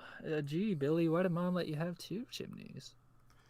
I know we got the Union Pacific Big Boy Garrett. There's such Looks just flat at the front. Look at that thing. Look at this. Look at the size of this thing. You think? I love as well. You can tell this started off as like a really well made like model by a professional, and then someone's obviously just dragged this into Blender or whatever, and just botched on this. Just put a cube there. It's fine. Just stretch a big cube. No mention of celery or lettuce in your explanation. 12 years of sadness be upon you. No. I broke a mirror in 2021. You can't do this to me. I'm almost out of the mirror curse. Now you're giving me 12 years of sadness? Are you serious right now, my G? Why are you doing this to me? This is bad and you should feel bad. Also, those aren't even big boy wheels. Those are just standard, British style locomotive wheels. Where's the valve gear? Yeah, You've also, model a ground plane for your Blender, please. Because I know what that background is. That is the, basics... Well, I don't want to say basic. That is the sky, environment background texture that you can have in Blender. But you didn't put a ground because you can see where, it gradients out. Also, the fuel and water tender bunker thing on the back here is taller and wider than the cab. So there is no physical way the driver can see behind. And presumably this one in front's the same, so he can't see where the fuck he's going. Mm-hmm. Oh no. Oh, don't make it shiny. That's not going to make it better. That... This come is... on, you weren't even trying with this one. This is the most bare bones, basic ass Heisler. The most basic ass Heisler engine I've ever seen. Get it out of here. There we go. Finally something of substance. And it's just... Why is it so compressed? Why is the funnel so far back? Move it a little bit forwards at least. In fact, all of this just looks like you've taken... This looks like a regular locomotive, but you've taken all the domes in the funnel and just pushed them back a little bit. What's happened is this locomotive started accelerating, but it's accelerated too quickly, and these have just slid back from the momentum. I see. What else have we got? That... what am I looking at? What is this? It looks like one of those things at a water park that you stand underneath and it just sprays you with water. Chat never fails to find new ways of disappointing me. What is this meant? Is this meant to be a steamless locomotive, or a fireless locomotive that's running on air pressure? What is this?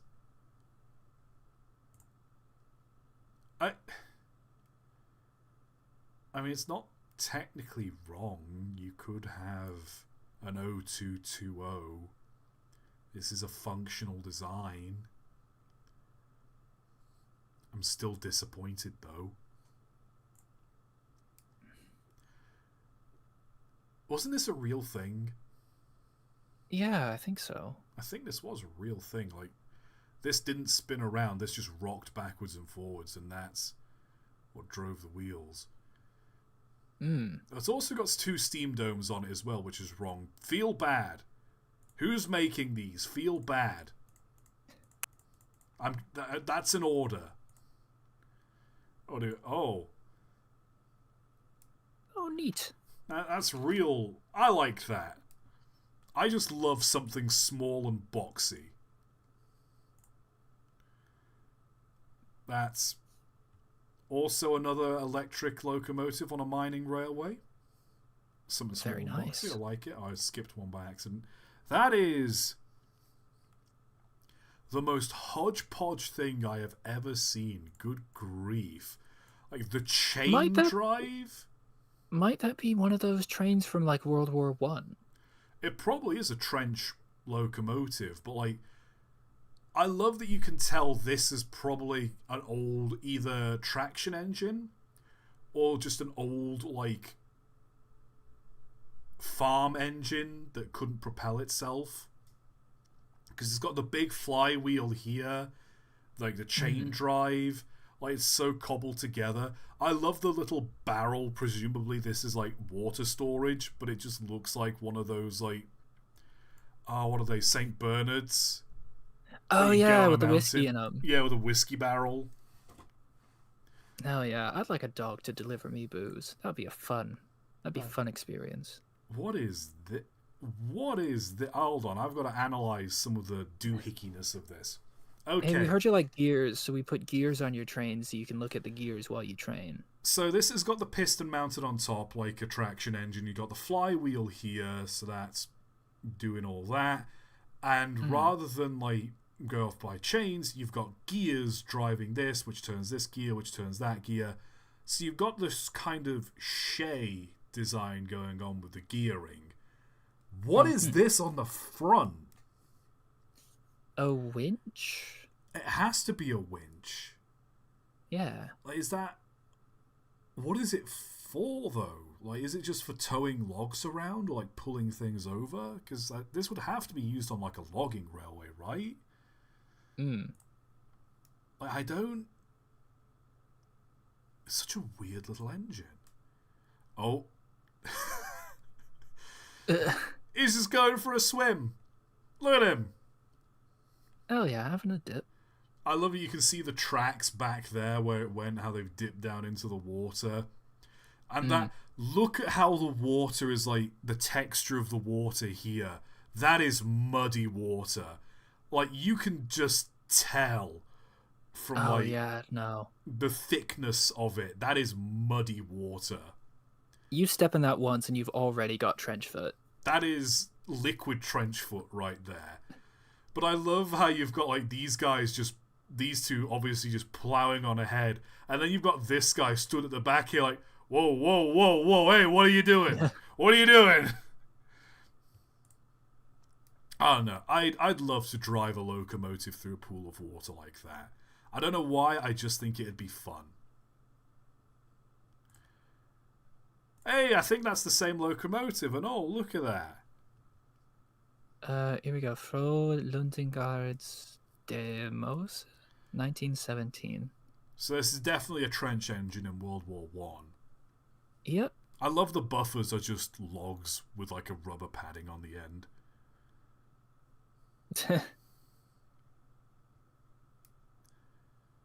Love it. Now, not really a train, but it is steam powered. I'll give you that. It's a big old traction engine. Also, I don't know how this has happened, because this is evidently a drawn picture. Mm-hmm.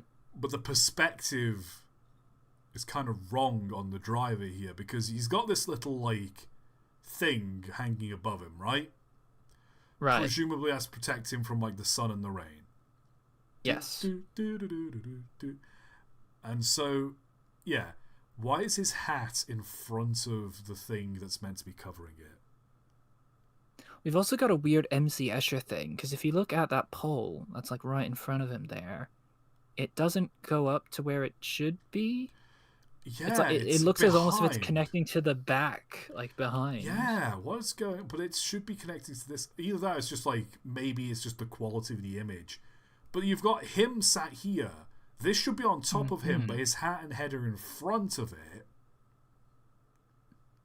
Same here, like the back half of this, like it should be, you know, from posts and whatnot, it should be like this boiler set in the middle, and so it should be in front, but it's somehow behind. What is the perspective on this? It's weird things are happening, man. I don't like it. I don't like it. Get out of here. Oh, it's the little doohickey from earlier. Mm-hmm. Love it. Oh. Sideways, what does this say? Kultrowski Groove Drift. Cool.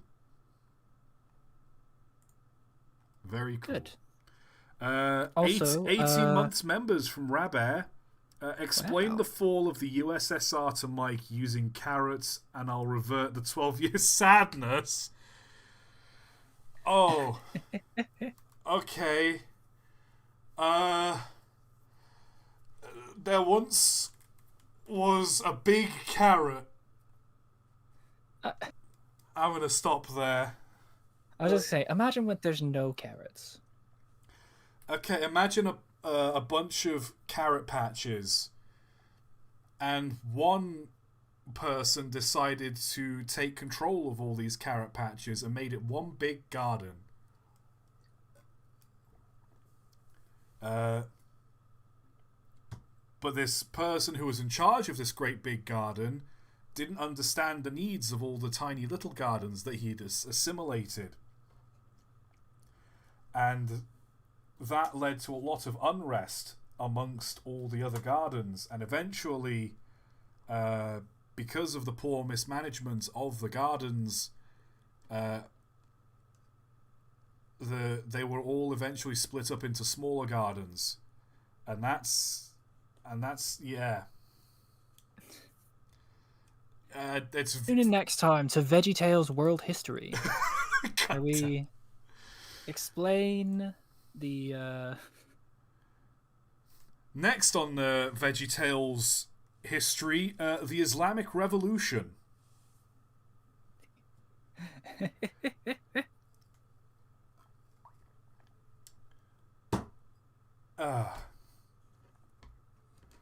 And the fall of the Roman Empire. Okay, what do we got here? Also cube. Enter the void. Enter the cube. Keep up. Not keep it up. Just keep up. So evidently this little switcher here must be very fast if it's telling you to keep up. Mm-hmm. I'd love to own one of these though. Just have a bunch of narrow gauge track and just putter around on one of these little things. It looks like it's filled with spiders. Good enough, your sentence has been reduced to 45 days of sadness. Bruh, like they weren't gonna be sad already. Now, prisoner 60251, your time is up. No, it's done. It's functional, but why is there's too much space here? Someone in chat just said the fall of the Romaine lettuce empire. Yeah, I'll take it. No. The consulship of Caesar salad.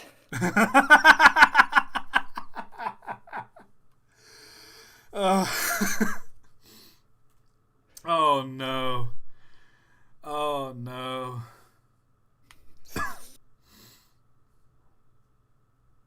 Oh god. I was trying to make a pun with cauliflower Caligula, but I couldn't do it. Caligula. Ah, damn it! Of course the rabbit's good at making vegetable puns. Of course he is! The Battle of Brussels Sprouts. Ah! The fall of the Soviet onion. God damn it. God damn it. Yeah, look at this doohickey. It's dumb. It's a dumb doohickey. Moving on. We've had that earlier. Oh. We've seen this one before. Canal. Bombay. Damn. Get you. How did this happen? You just gotta look at a situation and ask yourself, how did this happen? Not only did this wagon end up on top, but this one's flipped upside down. Oh my god, Paige Wider in chat has genuinely made a decent carrot analogy to the contributing factors to the collapse of the Soviet Union. Carrot corruption, environmental degradation of the carrot patches, economic stagnation in the carrot market, nationalist factionalism among the carrot patches that make up the whole garden. How? How did you actually... I am but a hack. It is my chat that is the talent. We've been fucking mogged over here. God damn. Mod that man. Carrot mogged. We've been vegetable mogged in my own garden. Oh, being vegetable mogged in my own garden. This will not stand. This will not. Isn't that just like the plot of like fucking what is it? Wallace and Gromit and the Were-Rabbit. Curse of the Were-Rabbit. Yeah, these guys were just mad that they were getting vegetable mogged, and so I don't know, something large carrot. Oh no! What's a veggie version of Germany? Let's not do that one. Let's avoid that one. Thank you very much. I think we've had enough vegetable mogging for one day. Oh dear. Manchester Ship Canal. Oh yeah, this is one of the locomotives that was used on the Manchester Shipping Canal Railway. So that's why it says... I'm assuming it is at least. It looks like one of the engines. How did this happen? Also, I love if you look carefully, you can just see the locomotive's chimney, the funnel, that's been so obvious, that's been like knocked off, but it is still hanging on. Oh, that's awful. Puff Daddy Slim. Ah, yes. The something locomotive, the doohickey. What do we got here? Spirit of the Union Pacific, futurism locomotive. That's not awful. It's going off of the old like, ooh, it's a future locomotive. It's gonna hover bullshit, but or it looks like it's some kind of monorail design thing. Not awful, but it's functional enough. Also, what are these couplers, by the way? I just noticed that. What's this coupler? How does that connect to anything? Magnets. Water, air, fire, dirt, fucking magnets. How they work. That's a good... Why is he giving the boxcar the middle finger? Yeah, why are you flipping off the boxcar? Well, what did the boxcar do to make this guy that mad? This is a weird picture. This is odd. The more I'm looking at this, like the perspective on this is weird. Is it just a weird? Did they use like a weird lens? No. I think it's just been. Actually, no. Like, no, this looks. It looks like fine. It looks like a real picture, but the perspective feels AI. If you know what I mean. Well, it's just because that thing's at an angle, so it looks more side on than you'd imagine. It's fine. It's at an angle, but there's no depth to this image. Well, no, it's got like a very, I think it's a high depth of field. It's just everything's in focus, apart from the hand. The perspective's just weird on it. It's just a weird lens. Don't like it. It's fine. It's fine. Look at those ears looking like a house elf. Why have you given a locomotive wing mirrors? It doesn't need them. It's not going to overtake anything. Why has he got wing mirrors? What railway is this anyways? This looks nice. It's very nice. Chat, what railway is this? Chat will tell us in a second. Oh boy, Lionel trains. More pods. Get in the pod. Enjoy the pod. Get in the pod, Shinji. I don't want to get it. Get in the pod. You can get in the pod, or we'll make Ray do it. Lionel, you silly. Inspection locomotives. I've seen a couple of these before. Yeah. They always look goofy, but I always like them. Why has it got such a big hairdo?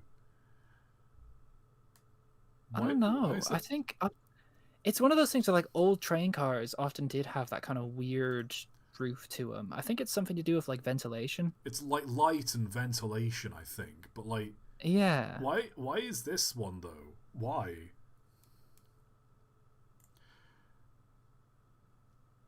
I like this one because it's very clearly a doohickey when you look at the wheels.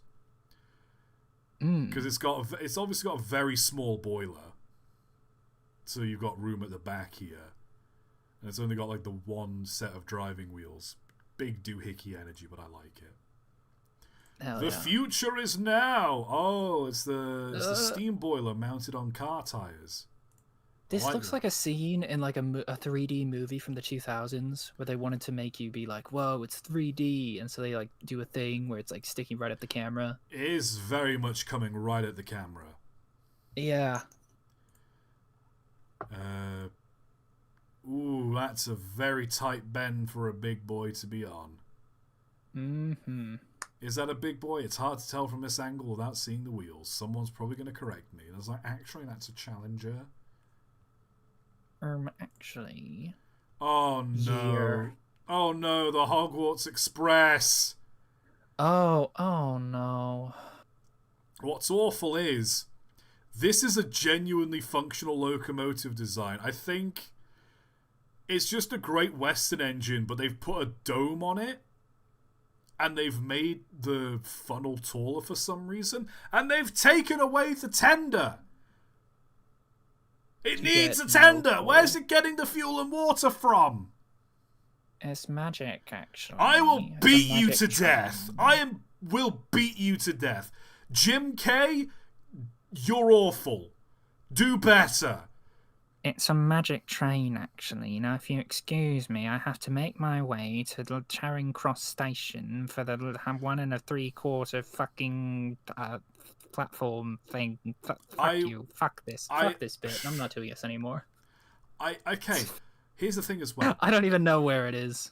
Two things. One is the Philosopher's Stone. Sorcerer's Stone was the American translation because Americans don't understand the word philosopher. I can't say I hate this dragon scale thing that's going on with the smoke box.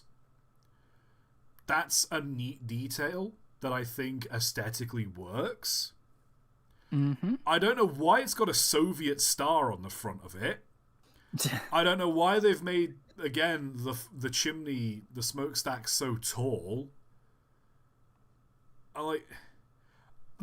Here's what's happened. They've put smoke deflectors on the side, styled like dragon's wings, which would be fine if they didn't make the chimney so tall, which defeats the point of the smoke deflectors, because the smoke deflectors, create a draft and that lifts the smoke clear so the driver can see ahead. Why did they put smoke deflectors on it and then make the chimney even taller? It's because whoever's getting paid to draw it doesn't know how trains work. Oh no, that's awful. Oh, that is awful. What the fuck is that? That's a bit rough, innit? No. The thing is, they correctly put a tender on the side as well. So that's a good thing they did. But what the fuck is this? What are these driving wheels? It's a magic train. I will shove your face up against the spokes of these wheels as they are turning. It's got a flag on it. Why has it got a flag on it? Oh, so we know its affiliation in the heat of battle.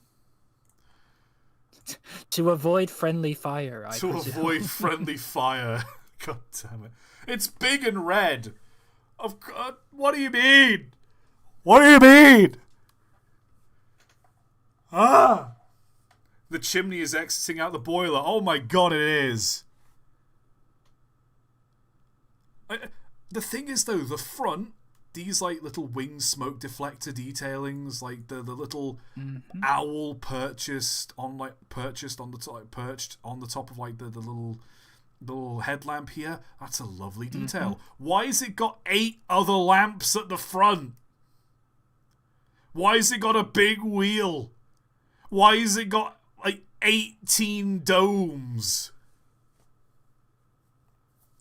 Look at that. Look at this triangular Henry season 1 Thomas ass goddamn firebox here.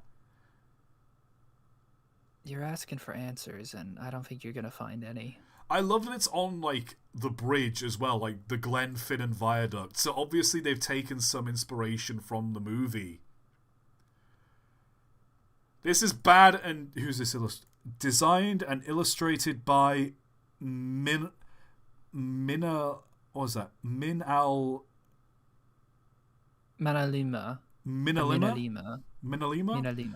I think, yeah. It's a weird word. It's disgusting. Harry Potter's trash anyway, but this is more trash. Exactly. Because slavery's good, guys. When they're not humans, it's okay to enslave little goblinoids. Classism is great. I love having class.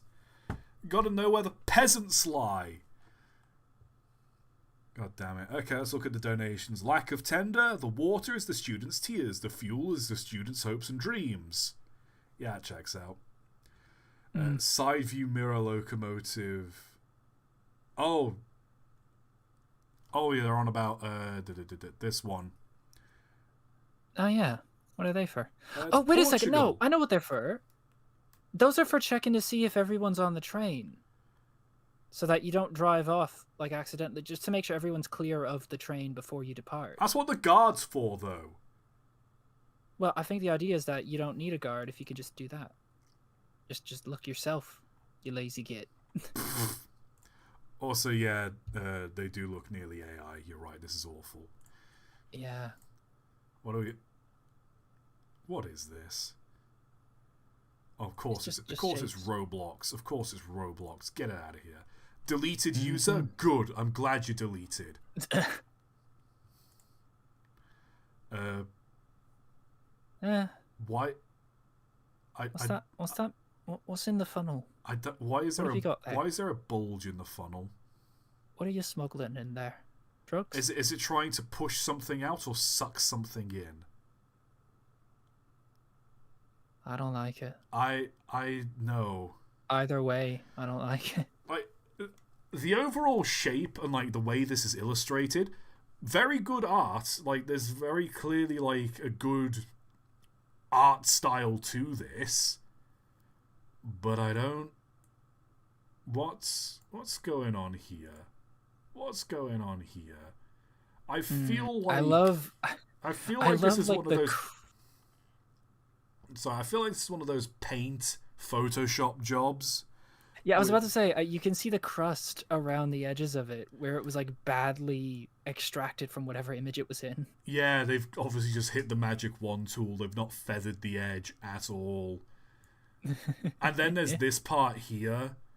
Like, you can tell, like, this has been edited because there's no crust. Mmm. How do you like your PNGs, with or without the crust? Oh boy, AI generated Thomas. Squinkly.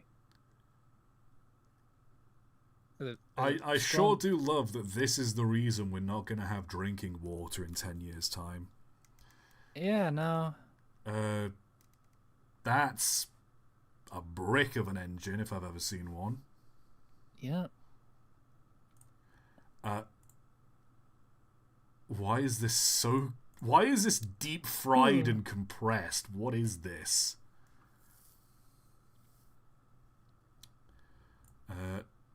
Metro. Metro. $5. How does Mike feel about being confused? I'm okay with it. You know, it's fun. I've been watching a lot of David Lynch recently, so I'm accustomed to being confused at the moment. What's that one David Lynch quote where it's like, if when you understand how something works, you'll never want to stop beating insert name to death? I know that meme. I don't know what the hell he's talking about, but I've just heard it. Let me just Google My it favorite, real quick. my favorite is the fucking "You will never, in a million trillion years, experience a movie on your phone. It's such a sadness that people can think that they've seen a movie on their fucking telephone. Get real." It's perfect. I think about that quote all the fucking time when I'm watching something on my fucking telephone.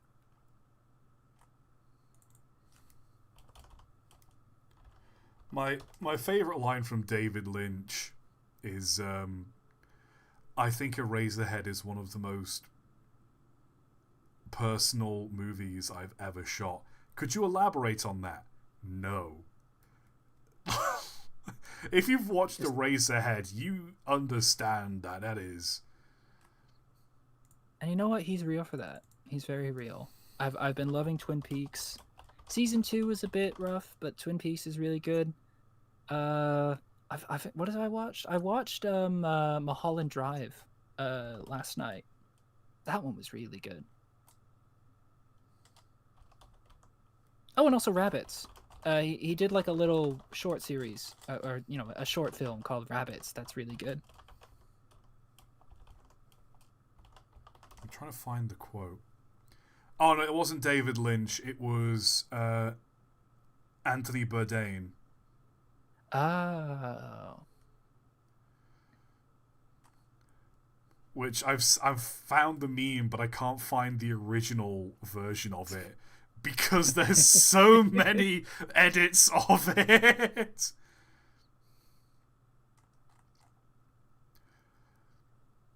I got to find the original quote now.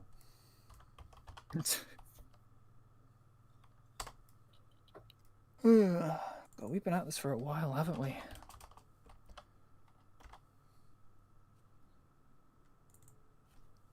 I'm trying to find the original. God damn it.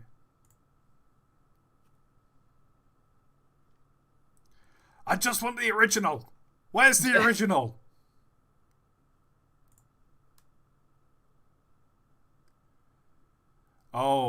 It's kind of political. It's kind of politically tied. Okay, maybe it's better we don't read that out loud. Moving on. Bifrost. That is... I mean, that's a functional engine.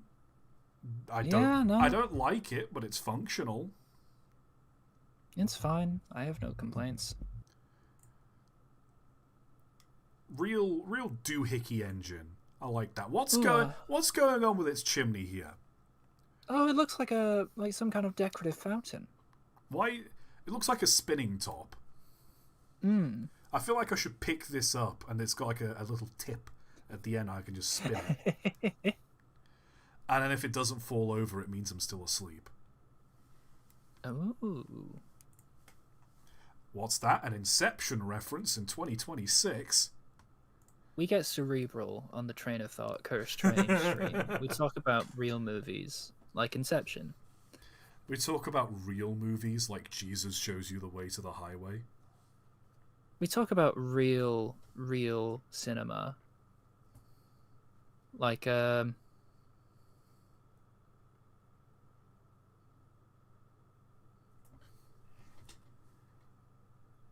then we just end the stream there.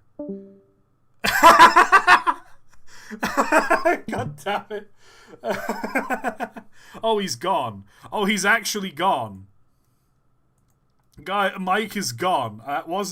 This wasn't a bit we planned. He's actually gone.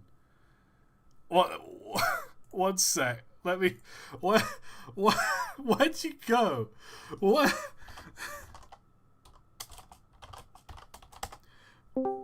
Oh, he's back. Genuinely, I'm still streaming, by the way, but like, I was like, oh, he just left. He did just leave. Oh no.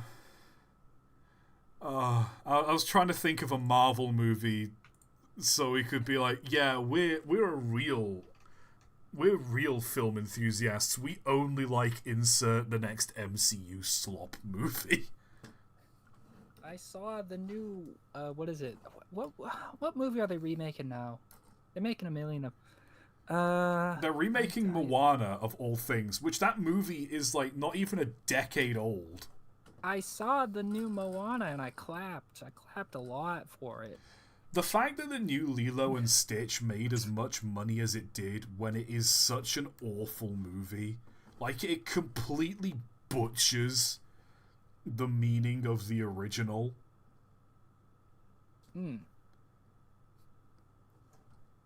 Yeah, Ohana means family, but also it's okay for you to leave your sister on her own with the US government while you go to university. Sure. That's totally fine. As a native Hawaiian, you should totally do that. I genuinely don't know how those movies make money. Who do they genuinely only appeal to someone who doesn't think about movies ever. No, because like think of it, like genuinely, if you live your life and you know nothing about films and you don't care to know anything about films, you see Disney and go, okay, cool, I can take my niece to that for her birthday or whatever. Like I genuinely believe that's how they make their money. If like 5% more people had an interest in like just a passing interest in movies, those movies would be bombing at the box office. It's truly just. I don't want to. I want to say like just clueless people. Because like. There's nothing wrong with liking anything, but I worry for the mental capacity of Disney adults. Is people who don't know and they're not being paid to care having to take their like, you know, having to be like, yeah, no, it's people, it's dads who don't know their children and they're like, "You like Disney because children's like Disney. Let's take you to the Disney thing. Oh, look, there's a Disney thing. Let me buy a ticket. I'm a good parent." It's That kind I've of said it thing. before on stream, where it's like I definitely have had that situation as a child where my aunt was tasked with looking after like me and my two cousins for the day, and she took us to go see the Yogi Bear movie. And that was definitely very much like the aunt sort of I've got two toddlers and like a young kid to look after. I just need something that I know is going to be like passable. So she took us to go see the Yogi Bear movie, and that was, as a child, the first time I was ever disappointed walking out of a movie theater. And as a kid, you do that thing where like your aunt goes, "So did you like it?" "Yeah, yeah." And in the back of your mind, you're like, "I can't say no to this woman. I can't say no." Yeah. Like because I really like my aunt. She's a lovely woman, and I just didn't have the heart. Even as a child, I just didn't have the heart to be like, "That was awful. I didn't enjoy watching that." Oh no. But yeah, that's... If you're a Disney adult, I'm not going to tell you to grow up, because I too am a man healing his inner child, but just have some taste. It's genuinely just like, look, you're not gonna. The company's not gonna give you anything. Like, you're not gonna get anything from it. You're happy because it reminds you of when you were younger or whatever, and that's great. But it doesn't mean anything. Oh, whoa, Like, hold on. Someone in nostalgia. Someone in chat taught a pushover since childhood. Excuse me! Excuse me! Alright, time out for you. You're going in timeout. You're going in timeout. Where's the... Not Adder's moderator. Where are you? Put user in timeout. Add this man as moderator. Now ban him. 5 minutes. You're going in 5 minutes timeout. 5 minutes timeout. Get stuffed. Just absolutely cooking me in my own stream. Oh god. I think we should start wrapping it up. Yeah, let's have a look at before you get called out more. Alright, let's... Oh my god, what the hell is that? What is that? Mm-hmm. That's too many wheels. You don't need that many wheels. Yeah. I mean, that's a nice little... They're just rail cars. Just little rail cars, all of them. And a stumpy little guy. That is, indeed, a stumpy little guy. Right, I think we'll put a pin in it there. Pin message. There we go. Right. Let's... Oh yeah, they want us to look at stream highlights, as always. We'll do a quick skim of the highlights. Australian Grand Prix, cool. The quad. What is this? The quad. Hold on, right. I just gotta say. Discord. What is this? I hover over the volume button so I can adjust the volume. I move my mouse down to adjust the volume. It vanishes. What? Discord, please. Discord, please. Discord, please. What the fuck is this? Just click on it to mute it. Yeah, but I don't want to mute it. I want to adjust the volume. How do I want to adjust the volume. I want to make it quieter, but I don't want to mute it.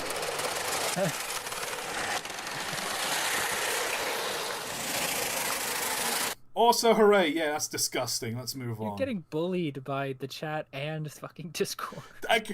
I'm not the only one that thinks this is bullshit, though. I want... Whoever's got it on their got the Discord app on their PC, I implore you to try and watch a video through this and adjust the volume.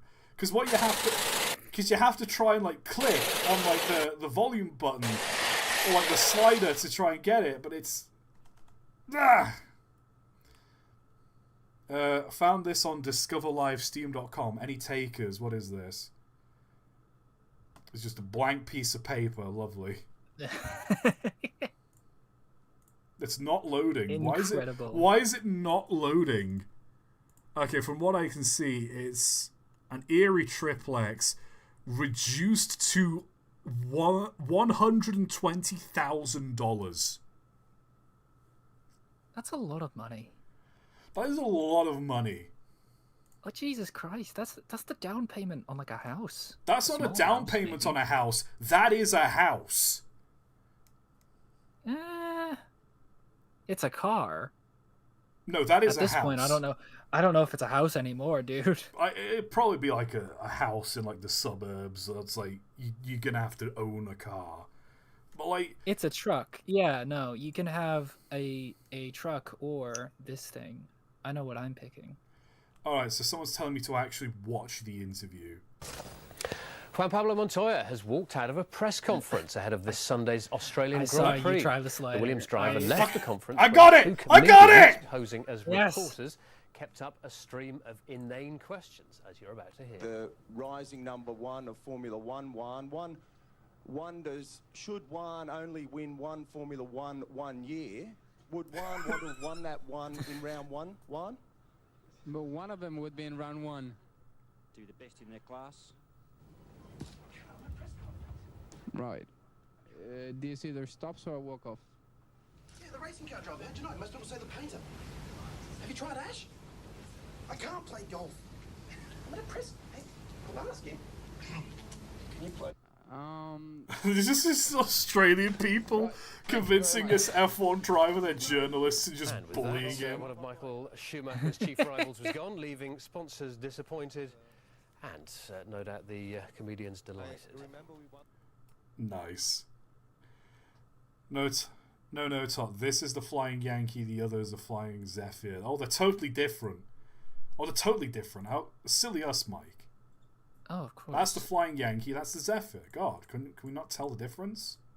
Right, no, Can we not tell the difference?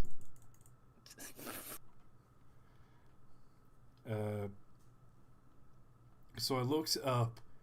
It really is a siding. Oh, it is just a siding. It's a siding with an abutment. Oh.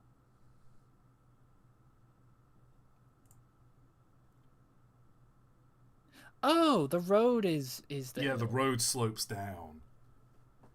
Gotcha. Okay, neat. Oh, hey, it's the triplex. Nice. Good. This thing also made a cameo in Trainmaster 2008.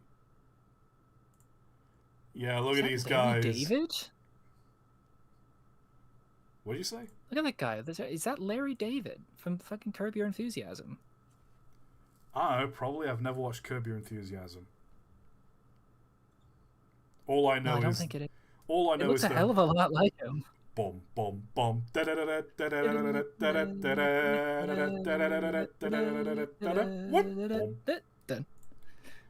Incredible. Oh, here we are. Train crash. Derailment of this at its first outing. Oh, it's on the Longmoor Military Railway as well, the LMR. Oh no, the carriage has come off as well? Mm-hmm. Oh no. Oh, that's not good. That's unfortunate. I mean, it's the tender, at least, so it's not like severe damage. Yeah. Well, that's not good. So obviously whatever's derailed the tender has derailed the carriage as well. Mm-hmm. Canadian Pacific R10... R10660.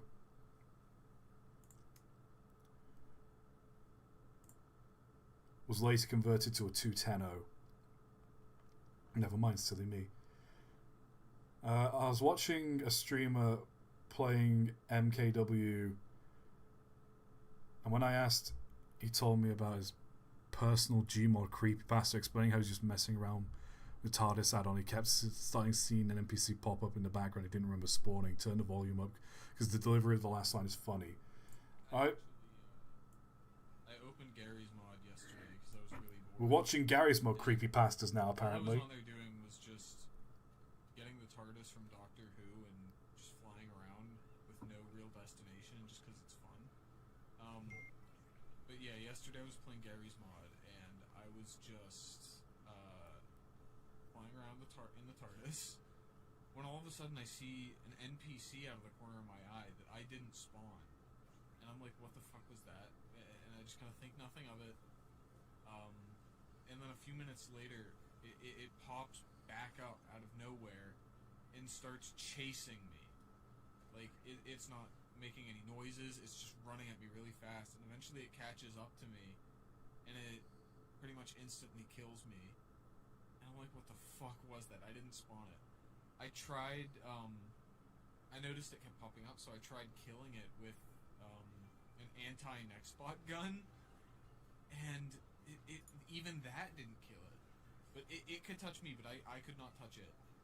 Well, I'm sitting there, I messaged one of my friends about it, and then I'm like, okay, fine, I'll look at my mods and see what it is. I installed the schizophrenia mod. God damn it. It's a schizophrenia mod, god damn it. Whatever. Trains thump. It's one of those. You ever read Captain Underpants?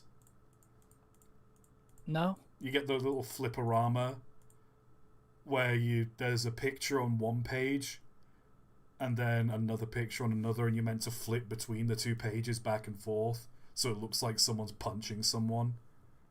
Oh, I see. That's what I'm doing here.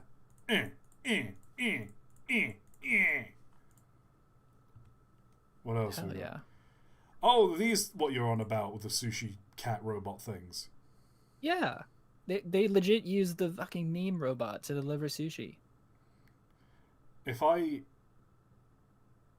saw one of these, I would punt it into the nearest canal. Oh, I'm like, yeah, but then you wouldn't get any sushi. Sushi's crap. What the fuck? Yeah, I'm saying it. I don't like sushi. Every time I've tried to eat a piece of sushi, I can never swallow it. I don't know if it's the flavor. I don't know if it's the texture. I just can't bring myself to eat sushi. Every time I try, I don't get it. Cook the fish. That's fucked up, man. I think it's fucked up. I hope that one day you heal your heart. There's nothing wrong with you liking sushi. You like sushi, fine. I ain't gonna tell you what to like and what not to like. I like weird shit. You like your weird shit. I love sushi. Sushi is naff. It is naff. I cook the fish. Don't serve it to me raw. Cook it. It tastes better cooked. Well, you can get like what is it? You can get soup there. You can get like some grilled scallop. Yeah, the best thing a sushi bar serves, not the sushi. Well, okay, no, grilled scallop is really good. Oh, and gyoza. Gyoza is really fucking good. I love gyoza. Have you ever had gyoza? I don't think I've ever had gyoza. It's like it's a bit like a bun, that you dip it in soy sauce and then you eat it. It's got meat and like veg inside of it. It's really good. So it's basically just a great big, like dumpling. Well, it's not big. It's dumpling sized, and you get a couple of them. They're really good. I'd probably like that. I'd probably like that. But now, sushi sucks, and I'll stand on this hill. I don't get the appeal of it. I think it's really tasty. Well, this is my channel, and you're wrong. What on earth? Why is the cab so high up? That thing's like 20 feet tall. Why is it so big? The best. Apparently it is. It says the best on it. I guess it's the best. That's what it said. Oh god, there's a lot of messages. I'm just looking at the scroll. Yeah, I'm just gonna scroll through them real quick. Sorry if we're kind of breezing through this. It's pretty late where I am. I'm hungry as hell. Yeah, I'm hungry too, and I've got a bunch of friends coming over to watch the wrestling, so... here's something weird I noticed about the Harry Potter trailer, and being a trainer, I noticed the engine they used for Hogwarts Express is a completely different engine. Originally it was Great Western 59722 Alton Hall, now it's 6989 Whitewick Hall, but wearing number 5977. For some reason 5977 was scrapped and it was called Beckford Hall. So they're just giving it a random number and they're using another locomotive. Oregon Rail fan 4449, I appreciate you and what you do immensely. Give this man a nerd react emoji. I'm sorry.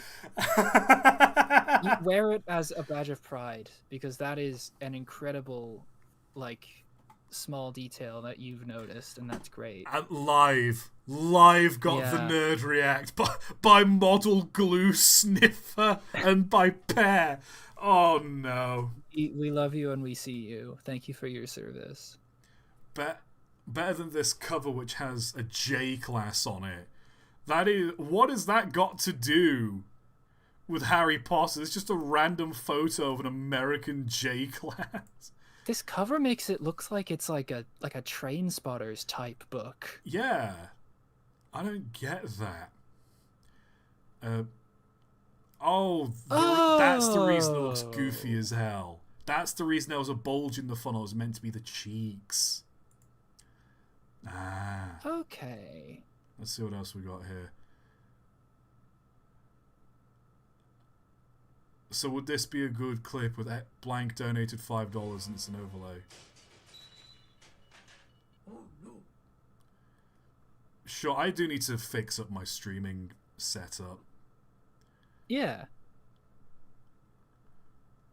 You have to click on the audio button, then it stays open for like 5 seconds. You smell. Screw you. Screw you. I'm gonna click on this, and I'm gonna look. I click on the button. I click on it, and it doesn't stay. I click on it, and it doesn't stay. What? Oh, what's that? I'm clicking on the audio button, and it's not staying. Oh, God forbid! I think you need to. Moral, we're ending the stream. I'm gonna go eat. I'm gonna make a nice chicken tikka wrap. I'm gonna get drunk while watching the wrestling, and I'm gonna have myself a night. Okay? Oh God. I'm ordering the pizza. Oh God, yeah. There's questions as well I've not answered. Oh, good grief. Okay, well I've already placed the order, so we've got 15 minutes max before I need to leave and get the pizza. Some of these questions, I think they've just looped back around. Oh, I can't be bothered. Let's just. The Q&A's over. Q&A's over. We're done. We're done. We appreciate you, our lovely fans. Where's the? Oh God, yeah, I got to play the Tugs music to play us out. I don't think we've ever had a stream where by the end of it we're both just trying so hard to end it. I don't think we've ever had this before. This is a really weird energy. It's a weird energy. How have I become so bitter and passive aggressive? I don't understand. I know, right? We gotta be nice, you know? Be nice. The world's full of bitter and horrible people. Be nice. Genuinely, thank you all for watching. We appreciate this. We like speaking to you all. Mike, I hope you understand. I don't think anyone can hear you over the Tugs theme. Well, yeah, that's why I'm saying all this, because it's bullshit. Oh, he's doing a bit. Sorry, I didn't mean to ruin your bit. No, I'm joking. We genuinely do appreciate it. Oh God, I'm reading some of the chat. You You just keep coming out with the worst stuff, don't you, chat? Someone tried to say Doom Yowie. We are Yowie, apparently, Mike. I guess so. Don't know how to feel about that. Bad. Feel bad about it. It's bad and you should feel bad. We're running. It's bad. Bad. Oh, I guess that's your persona, a sheep. Why did you bar like a sheep? You're a rabbit. Rabbits can do many things. Including barring like a sheep? Maybe... Suspiciously sheep-shaped rabbit, just like walking away slowly. Get him! Get him! Ah!